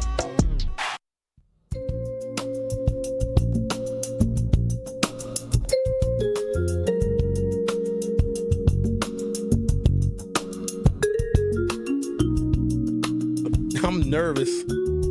And I don't really get nervous, but you never know sometimes when Al is on line one. Hello, Al. How are you? I'm doing fine. What I was going to say, a lot of these white people, they can't deal with their own goddamn guilt. So now they got to turn into dandelions and pussy willows. And, and then they have this thing that, they're using racism. No, ain't nobody using racism. Your ignorance just found out that white privilege means absolutely nothing when you got to deal with real life situations and reality. Because when you look at black people being some of the most loving and caring people, they always welcome you. Even when y'all didn't want to be bothered with your mama and daddies and ran through her money. And then y'all white asses show up at her funeral trying to fight over her stuff with them fake chihuahua tears, knowing what all she wanted was your care, your love, and help. So I just think a lot of y'all know y'all ain't good for sugar, honey, iced tea. But when you look at them, they try to act like they so big and bad, like bald eagles. But they always run when they see the crows because, the crows always tap that ass. Because bald eagles are absolutely zero against crows. Because, the crows go after the bald eagle brain. And the only thing that the bald eagle can do is fly higher in altitude. Just like the Republicans right now. Oh, when they play victim. Oh, my God, I don't believe they did this to me. Well, stop effing doing it and you wouldn't have to worry about it. So I just want everybody to have a good weekend. And to the married white men, don't get caught. Don't get caught and keep the same routine because y'all know in your house, it's me first, after kids, and do what I paid you to do. And that's why a lot of these white women don't leave. They know their husbands is messing around on them. Just keep them in a new Porsche. Make sure they don't have to work, and they can play the white woman in distress. And black women, y'all just have to be very, very careful because you got some good people out there, but some of them will play your friend and be a snake in the grass. That's all I wanted to share. But black men, just have a good weekend, and we got to vote. We got to vote. And for you religious people, I never seen God at the voting booth. But maybe y'all can show me or something. But that's he's there in spirit. You just can't see him. He's there in spirit. Spirit ain't gonna do nothing in what we deal with today. That's probably why he's still running around with them prostitutes with no drawers on, and he telling everybody you gotta live by his word. But he getting his happiness and his nuts right now, goddammit, right now, and everybody else waiting to death to get their heaven. Hell no. But y'all have yourself a good weekend. Bye-bye. And you too, Mr. Hughes. Have a great day, buddy. Thanks. Don't feel comfortable talking about God's nuts. You know what I mean? Like, that makes me feel... How do we know that God is a man? Does it even exist? I mean, you're asking the wrong person, but it may not be a man. It might be both. I would think it'd be an it. So, you think God is non-binary? Probably. Oh, I got a joke for you. Since Gene called earlier and said I was funny, I need you guys to lighten up a little bit because the joke, it pokes fun at non-binary people. Okay? So don't be super sensitive. Can we have a sense of humor? I feel like I shouldn't tell the joke. Why not? Because somebody might get offended. I might have a non-binary listener. I'm pretty sure white people were offended by this whole show. I guess maybe racist white people probably were offended by the show today. As long as I am being honest and truthful about the facts, I think I want people to get offended because that's the first step in your worldview being challenged. We also have to realize that what we were exposed to and what we were taught, a lot of it was just wrong. It was just inaccurate. It was ignorant. Some of it was bigoted. And I think that we should welcome new information that challenges old, bad information. If you really think about it, that's what technology is. Getting new information where we can improve systems that are much more reflective of the truth. So here's the joke. How did the non-binary person commit murder? You got me stumped on that one. They/them. Yeah, that's not that offensive. That's not offensive at all. All right. I thought it was really funny. You didn't laugh, though. I mean, it wasn't funny. It was like a dad joke, kind of. Can I get some applause? You don't ever give me no applause. I don't get no dings. I don't get no applause. You know how many hotkeys that we have curated over the years? They're so good. Yeah, there's a ton. There's a ton. Do you want your applause right now? Do you see the one called Swallowed Up? Oh, yeah, that was one of my favorite ones. Yeah, I want to hear that. Play that one.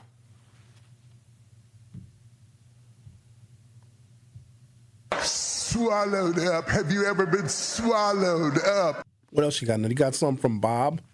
I got drugs. This is a good one, too. In my booty. We got that one when we were over at East Capitol Drive. Carrie put that hotkey. It might have even. Who was my producer before Carrie? No, it was Carrie, because Kyle Wallace was my first original producer. Kyle wouldn't have put nothing like that in the system. That was Carrie. That was a good one. I don't know where that particular hotkey has any use, but my, oh my, is it funny. Probably for an Al call. But Al don't talk about, maybe he does talk about drugs. Sometimes you get some of that booger sugar and you put it all over your nipples, and that's when they snort it off. Yeah, that would make sense. Yeah, exactly. Hi, Sandra. How are you today? Hi, I'm fine. How are you? I'm doing great. What's on your mind? I was listening, which I do all the time. And I was just thinking, now you were going through the money aspects and what we're going to lose with Trump's policies and stuff. So what is the city to do? I mean, it's already routed out. So are we going to route out more? Or what are we to do to try to build up the little bit we do have left? Because, like I said, you go through the streets big and holy. I mean, these people just happy as long as they see us riding out. And that game Trump plays, it works. It works for his white people, and eventually they're all going to be China. They just don't think so, but they will. The surveillance cameras coming up, the data centers coming up. It's going to be surveillance, I spy. So he's so busy making everything as black people, but everybody's going to be caught up in the web, except for the super rich and the corporations and all of that stuff. They're the ones who move the jobs out and stuff. We always got to face the blame on everything. Crime. So what's supposed to happen with the crime? That's going to go up? Yes. And you can buy stocks into crime. I mean, it's always people's misery that they prey on. Sandra, that make me so mad with it. You asked the question of what are we to do? So the first premise that needs to be understood is that if black people are disinvested in, and crime goes up, and misery goes up, and unemployment goes up, and prices go up, and wages go down, no one cares about that except for us. So there's no sympathy for us and what is going to happen to us, because they have removed these programs so that bad things can happen to us. And I think it's really difficult for black people to reconcile and recognize how much we are still hated, because we've seen a lot of the progress that we have made. We looked at 2 terms of Barack Obama, and we think the rest of the world is like, oh, black people are acceptable now. Black people are human beings like everybody else. That is not the case. And so the harm that is going to be done to us was done on purpose, because before each and every one of these executive orders, the president is briefed, like, hey, Mr. President, just so you know, if you sign this executive order rolling back affirmative action and DEI and eliminating racial preference in federal contracting and eliminating all the DEI programs, it's going to hurt the black community to the tune of 5% increased unemployment, 15% spike in crime, 30% increase in mass incarceration, billions of dollars of lost revenue. And his response was, good, I want that, I'm going to sign it. Because his policies of, if you look at immigration, which are illegal and unconstitutional, rounding people up, even some American citizens, and locking them away in detention centers or sending them to countries that they never came from in the first place. We see how that is very inhumane. The economic damage to the black community is the exact same thing. They're just not putting us on a plane and shipping us off to El Salvador. So the pain that we see by them that's being inflicted on them is being inflicted on us. But here's the other thing. When you got 54% of African Americans in this country that are basically functionally illiterate, we won't even understand the policies that are put in place to hurt us because we can't read them. Well, you be going through it with them if they listen and pick up some books. Yeah, if you can't read, Sandra. Or go to school. Go to school. That's what you learn from kindergarten on up. We're talking about 40 and 50 and 60 and 70-year-old people that can't stop their lives and stop their responsibilities to go back to school, because even if they went back to school, they'd be so remedial that they would need 2 additional years of classes just so they can get literate enough so they can actually start studying something. And also, who's going to pay for it? Look, I mean, if we ain't got no money, I guess we won't be able to pay for nothing. Now you're starting to see. Wildlife, I guess, jails or whatever come up. But I can't believe all this stuff, because it's always, they can get over on us. I mean, as far as they can put on TV, black crime, black this, black, if everything negative in America is black. Right. And that's how they get over. But what are we going to, here's the question. And I get so sick of them. What are we going to do about it? Well, look, sometimes I think about billionaires black. Hey, round them up, get together with them. Maybe they can come up with something. White people got corporations. How did they get corporations? How did they get to steal everything? Jobs from America.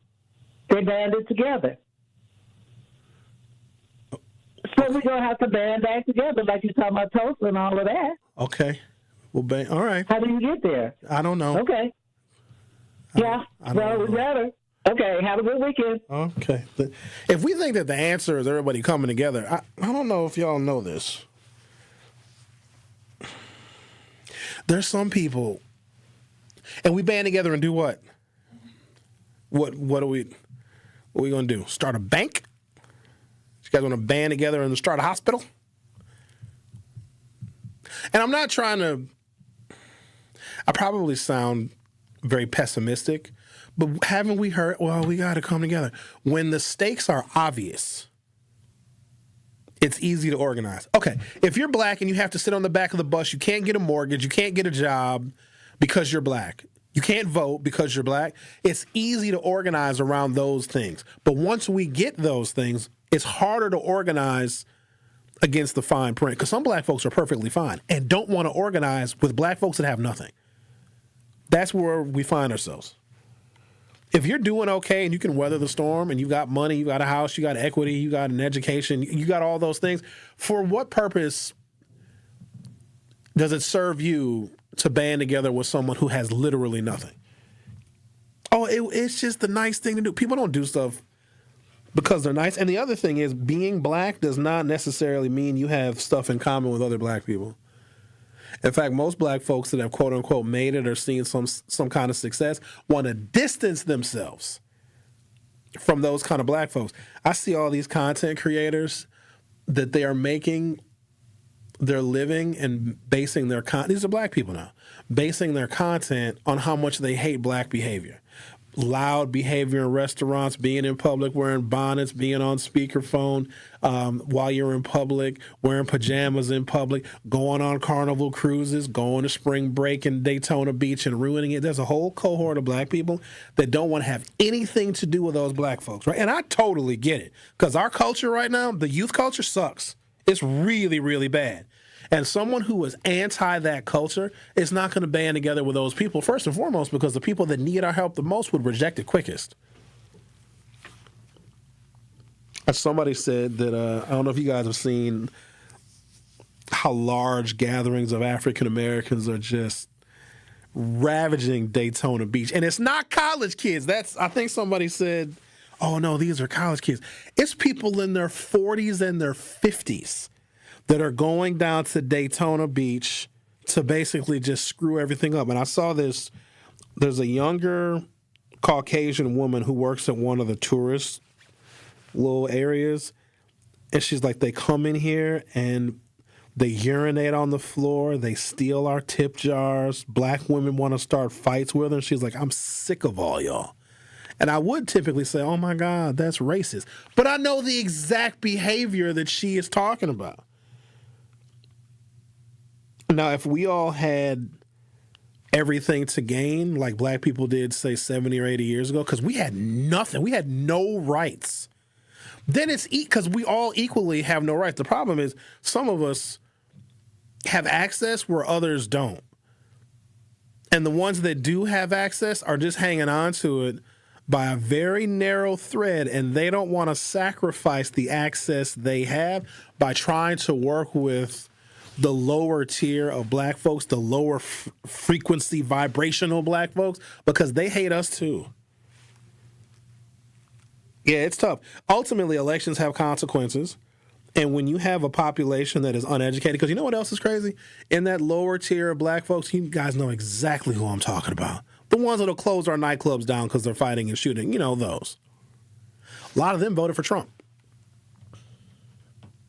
So me personally, it exceeds my bandwidth, my mental health, and my ability to try and come together with and work with black folks who, based on the information I read earlier, are going to be even further harmed and damaged economically and socially because of Trump policies, but they'll still defend the reason why they voted for him. So there's nothing I can do with those folks. You can't work with them.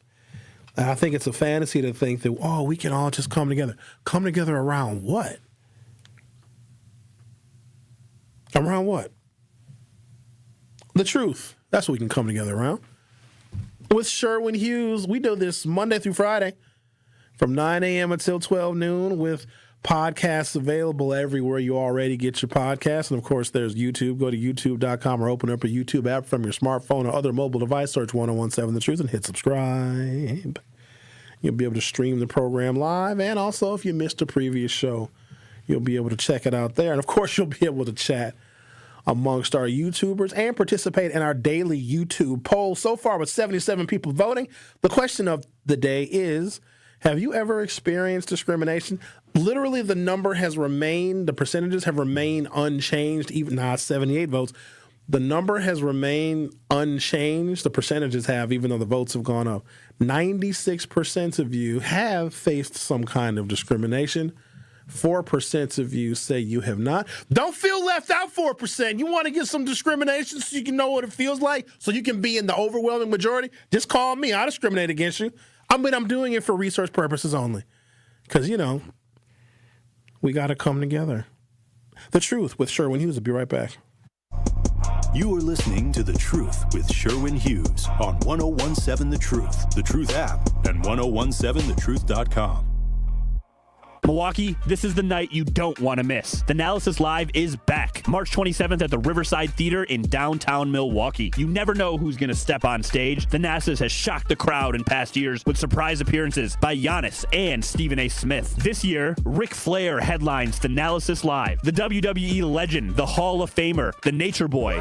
You know there will be plenty of surprises. Friday night, March 27th at the Riverside Theater. Lock in your tickets now. TALiveshow.com. That's TALiveshow.com. Tacos and Tequila Festival, Saturday, May 30th at Franklin Field, featuring live performances by Shaggy, Rick Ross, Genuine, Soulja Boy, Frankie J, Mims, and more. There will be craft margaritas, Milwaukee's best taco vendors, authentic lucha libre wrestling, an exotic car showcase, a Chihuahua beauty pageant, art installations, and so much more. Tacos and Tequila Festival, Saturday, May 30th. Get your tickets at tacoandtequilafestival.com. We asked parents who adopted teens to share their journey. Nathan has taught me to embrace the moment. Age-wise, I'm in my late 60s. I'm old enough to be his grandfather. Will he be embarrassed to acknowledge me as his dad? I think the most important thing we can do is let them know that they're safe, that they're valued and cared for and loved, and that they're important. I knew I wanted to be adopted by him because of how he taught me to be the person who I am today. And it's coming from a dad that didn't expect to become a dad, and I feel very proud to be his son. That was what he needed, and he was what I needed. Every day is full of new opportunities. That's what it's been about, realizing the simple things that it takes to make such a huge difference in these kids' lives. Learn about adopting a teen from foster care at adoptuskids.org. Brought to you by Adopt US Kids, the U.S. Department of Health and Human Services, and the Ad Council. I take care of the kids, and I take care of my dad. I take care of things at work. The groceries, the cleanups, the meltdowns, the doctor's visits, the family events, mealtimes, bedtimes. I take care of all the things everyone else needs. But I haven't made time to take care of what I need. Family caregivers are often overloaded. It can feel overwhelming and exhausting. It's no surprise that millions of caregivers experience symptoms of anxiety and depression every year. But help is available, because there may only be one you, but you don't have to do it alone. Head to mentalhealthcareworks.org. That's mentalhealthcareworks.org to learn how to get the support you deserve, because mental health care works when you make the call. If you're experiencing a mental health crisis or thoughts of suicide, dial 988, a message from the American Psychiatric Association Foundation. More of The Truth with Sherwin Hughes is next on 1017 The Truth, The Truth app, and 1017thetruth.com.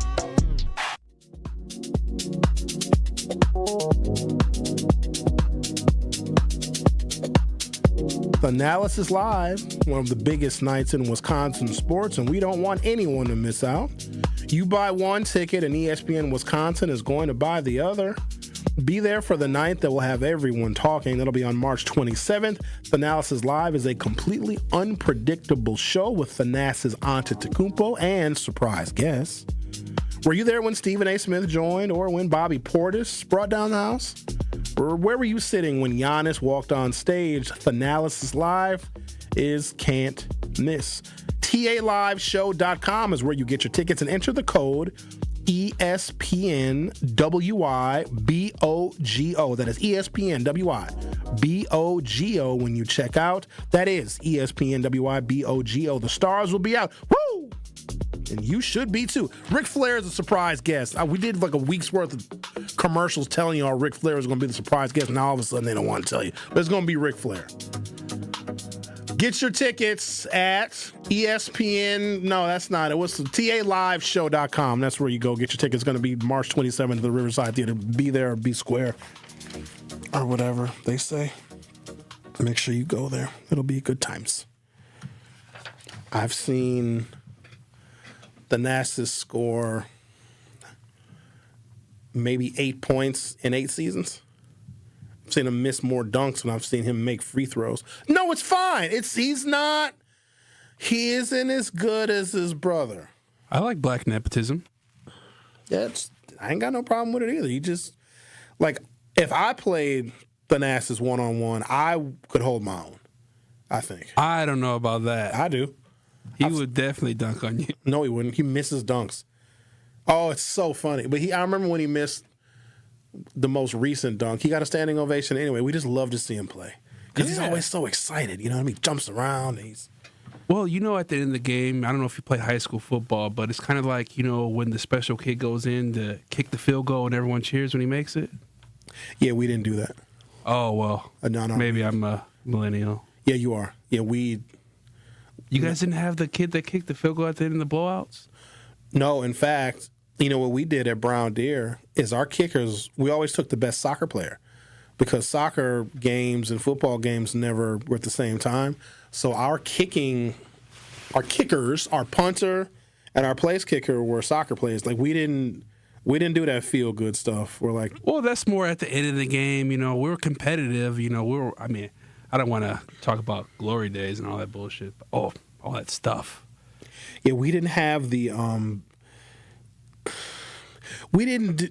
I don't want to. Things were different a long time ago. Our special kids were in a different place in school. They had their own area, and they didn't really. I don't want to say we kept them in a dungeon, but they were locked away from the general population, and we'd be damned if we put a uniform on them. That's not nice. Well, I didn't make the rules. The 90s were a different time. I guess so. I mean, yeah, probably. Very homophobic. We had one out of the closet gay guy. His name was Chris. So we knew Chris came to Brown Deer when we were probably in 7th grade. So we always knew he was a little off. And Chris always hung out with like older people. So we didn't really fool with him. But then when he came out, none of us were shocked, but he still got teased quite a bit. Like he sat by himself at lunch. Like he'd have a lot of female friends because the girls weren't nearly as homophobic as the guys were. But teenage boys in the 1990s were intensely homophobic. Also, there were still a lot of stereotypes about AIDS at the time. So someone that was gay automatically, you got AIDS or you're going to get it. It was awful. And I'm glad that we have matured from that era, but it makes me realize that the developmental environment that existed back then is so different than now. I will say guys are still homophobic. I'm not crazy about the term phobic. Ain't nobody scared of nobody gay. It's so that why do we call it homophobic, but then it's not racial phobic? If somebody doesn't like black people, we don't, even though they might be scared of black people, we don't add phobia to it. It's not a phobia. It's just I don't have to like what people do. I ain't gonna say nothing bad about them because I mean at the end of the day I don't care. But they make it seem like, oh, you gotta like everything that anybody does all the time. You got to be supportive. No, I don't, because people ain't supportive of me like that. I ain't got to support. I mean, I'm not going to not support. You know what I mean? I'm not going to, if there's an anti-gay walk, I'm not going to participate in the anti-gay march. Be gay. I don't care. Exactly. But it's not a phobia. It's just I like women a lot. They're wonderful. Oh, man. The way they look, they smell, their figures. They can never, and I stand 10 toes on this, a woman can never love a man the way we love them. We create who we are, heterosexual, cisgender men. A lot of times our motivation is women. To get the money, to get the job, to get the education. You work out, you got a nice body, you work on your game. Like you do all that for women. Women don't got to do anything to get us. Nothing. Just exist. You know how much work, I'm being honest with y'all, how much work, how much a man has to be to get laid organically? I'm not talking about paying for it, because anybody can buy it. But for a woman to genuinely like you enough to want to sleep with you, you gotta be kind of a stud. And so this is one of the differences. A woman doesn't really have to do much of anything. We gotta do a lot. Because there's a whole bunch of men that don't get laid at all. Because you got to be something. You got to be of some kind of status or stature. You got to have a reputation. Like you got to be handsome. You got to be a whole bunch of things. So when a man gets laid, it's like, dude, kudos to you. When a woman gets laid, it's just like, that's so easy. That's no effort. Depends on the woman and the situation. Not really. What the effort you have to put in. Most women can have a much easier time obtaining male attention and male affection than a man can. If I posted a thirst trap picture, and I got some thirst traps, you know what I mean? When the lighting is right, I'm a dime piece. If I get 35 likes on Instagram, right? A woman posts a thirst trap, 17,592 likes, 4,800 saves. It's just different, I agree. So a man that gets a lot of female attention, like there's something special about him. A woman that gets a lot of male attention, like that's because it's common, and every woman is beautiful now with filters and lighting and hair and makeup and all the other things. So I guess I should feel very special. You should, because there's a whole bunch of dudes out here that just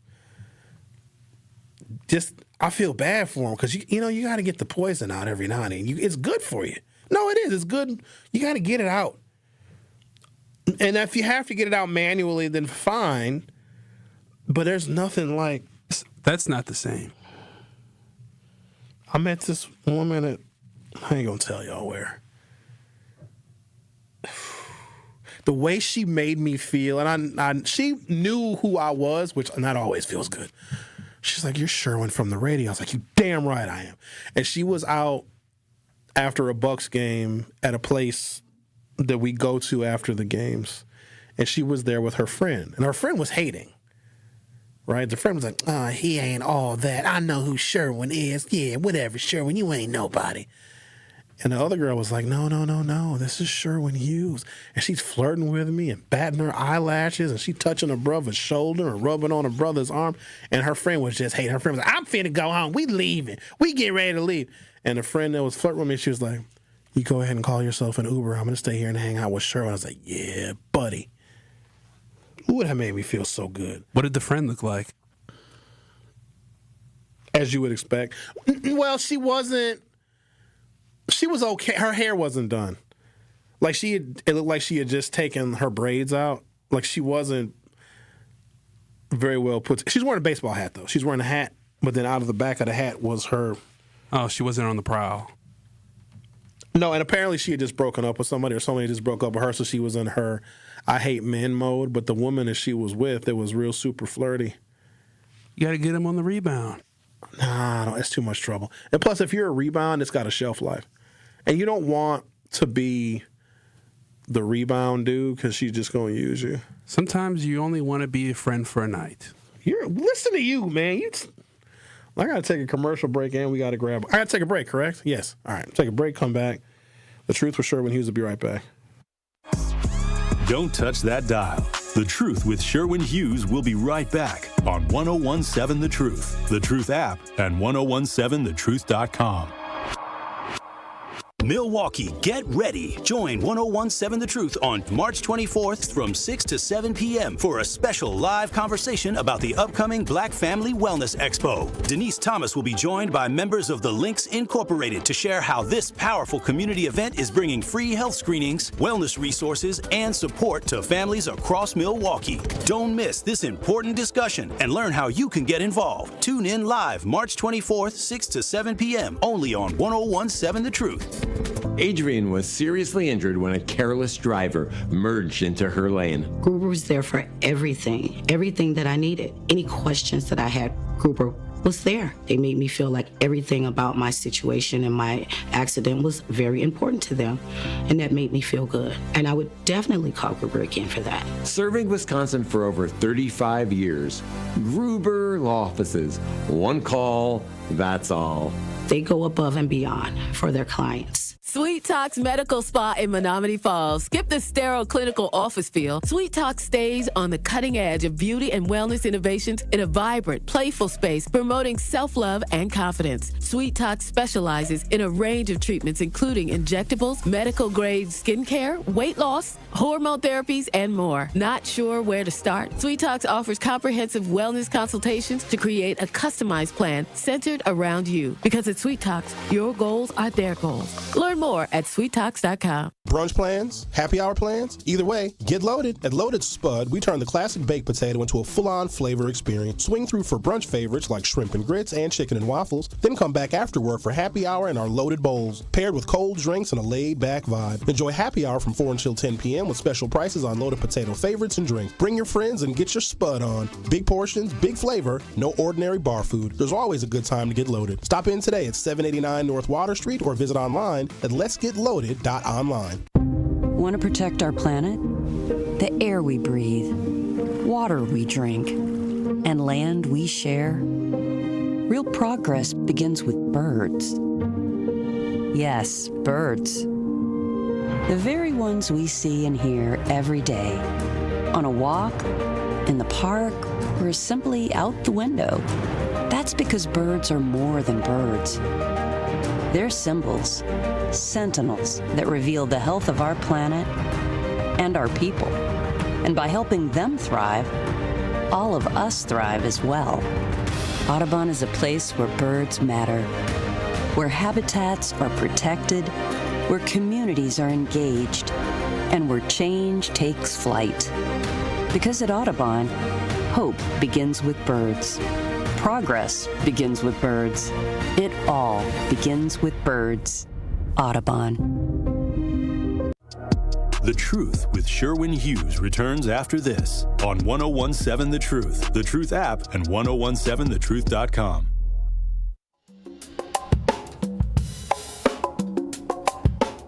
We got a buy one, get one free offer for you if you want to attend Thanalysis Live at the Riverside Theater on March 27th. Just go to taliveshow.com and enter code ESPN WIBOGO.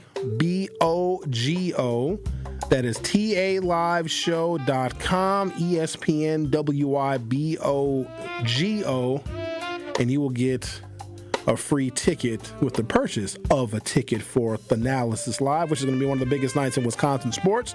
And we don't want anyone to miss out. Buy one ticket, and ESPN Wisconsin is going to buy the other. taliveshow.com, ESPN WIBOGO at checkout. Let's talk to Candy. Ooh, wait. Hello, Candy. Oh, he got my name wrong. This is Kathy, but I can change it to Candy. So, Sherwin, I want to that's a huge mistake, because I know better than to call you Candy, because... Well, you know better than Xavier got to get to know some of the voices of the callers, because then once he hears your voice, he'll never make that mistake again.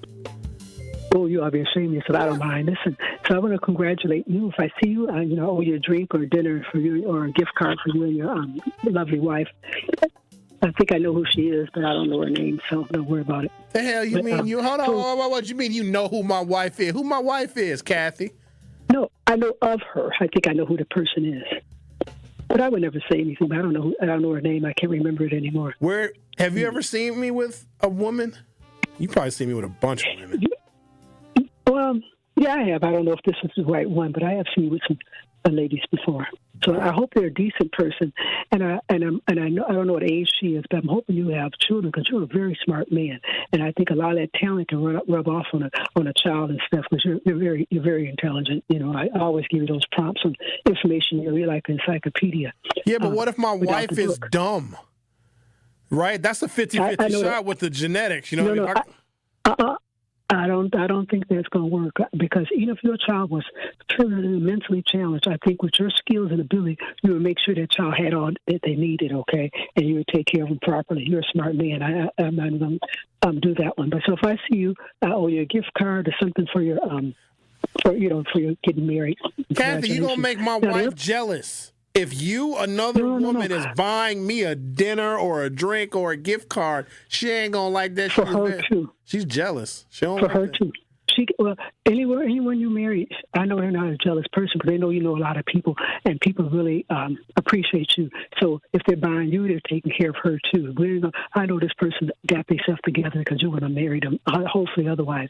But listen, so if I go to the Thanalysis show with my little ugly body, you think I could find some man there? You think I should come? Buy me a ticket? Kathy, don't put me in that situation, because you will meet a man if you go. But I can't be responsible for what that pairing may result in. I'm just messing with you. I don't probably meet nobody. Trust me, I don't. No. But I'm going to go to the finale. So I'm going to get me a ticket online here, and I'm going to go. Well, you can buy one, get one free, so why don't you take a guy? Take somebody with you. I know you got a roster. I don't take No, I got a roster, but sometimes if it's a lot of men, I need to be on my own, because I know people, and I don't want nobody giving me a hard time or who you talking to. I don't roll like that. I can talk to somebody and get numbers, and won't be nothing personal, maybe for business, He's a player, too. Mm-hmm. Oh, Kathy very much so is a player. Yeah, she is. She's a big old player. Yeah, I'm not married. I don't live with anybody, so my options are on my own, and I tell everybody that too. I love it. This is where I roll. That's right. Yeah, I may have two people giving me a body massage, so I don't make any doubts about anything. I'm not the beautifulest woman. I'm not a beautiful woman, and I'm easy on the eyes, and I have a great figure. You over here selling yourself, Kathy. I mean, you're going to get a whole bunch of men folk excited, so if they want to meet you, they can go to Thanalysis Live, right? Right. And now how do I look that up again, Thanalysis Live? How do I look that up to get the ticket? Go to taliveshow.com. TA Live. In fact, let me go to the website. Let me just make sure. TALiveshow.com. So TALiveshow.com. Okay. And what day is that on? March 27th. Oh, yeah, here it is. Yeah, look at it. Oh, that's this weekend, isn't it? No, next weekend. Next weekend. Friday. You know what you're going to wear? Yeah, I got to be in Chicago. Get you a dress now. What do you think? You know me. Try to wear a dress, some pants, leggings, leather. How much I am? Woo-wee. You know, you can't go wrong with a nice dress. You said you got a nice figure. I don't look at you like that, Kathy. I don't look at you like that. Hmm? Well, I'm 5'8", 135 pounds, plus size 34D. Been the same size almost since high school. I eat very well, and I watch myself. I take care of myself. No stress at all. None. Did you say 34D at 5'8", 135? Yeah, 2 Ds. Mm-hmm. And I don't sag. So, and I work out whenever I can, but Mother Nature's always been good to me. She said 2 Ds. So, yeah. Damn. So, you ought to set up a matchmaking team out so we can all do a dating site or something, like 5-minute date site. No, like I'm scared of what you might do to a man. A man would not be ready for what you would do to him. Well, you know what? Some of them have a little fear of me only because, you know, I roll around differently. I do a lot of different stuff. And I know you do. They don't like that. You know, it's good stuff. It's volunteer, other stuff. You know, I have my other ways about me, too. But I'm just saying, I do a lot of stuff in the community. And didn't you just say you're going to have 2 men give you a body massage at the same time? What? Sometimes that works out that way. You know, you can go to a massage place, depends on what you're requesting. Yeah. Mm-hmm. Everything legal. Mm-hmm. All right, Candy. So. All right, then. Okay, you guys have a nice weekend. But I'm going to look this up, and I'm going to go from there. Mm-hmm. All right, then. Okay, have a good weekend. Have a good weekend. All right, then. Now, bye-bye, then. Okay. Yikes. I never really looked at Kathy like that, but You have some interesting callers. Oh, you have no idea. You've never been to a Beyond the Mic when you actually see these people in real life. What do we learn today? White people are suing because they're being discriminated against, and Waukesha was a primary stop on the Underground Railroad. Have a great weekend. I'll see you next time. Get the beat of the Bucks straight from a fan favorite and Bucks legend. Welcome to the fantastic voyage. Marcus Johnson, the captain of this vessel. Tap into Here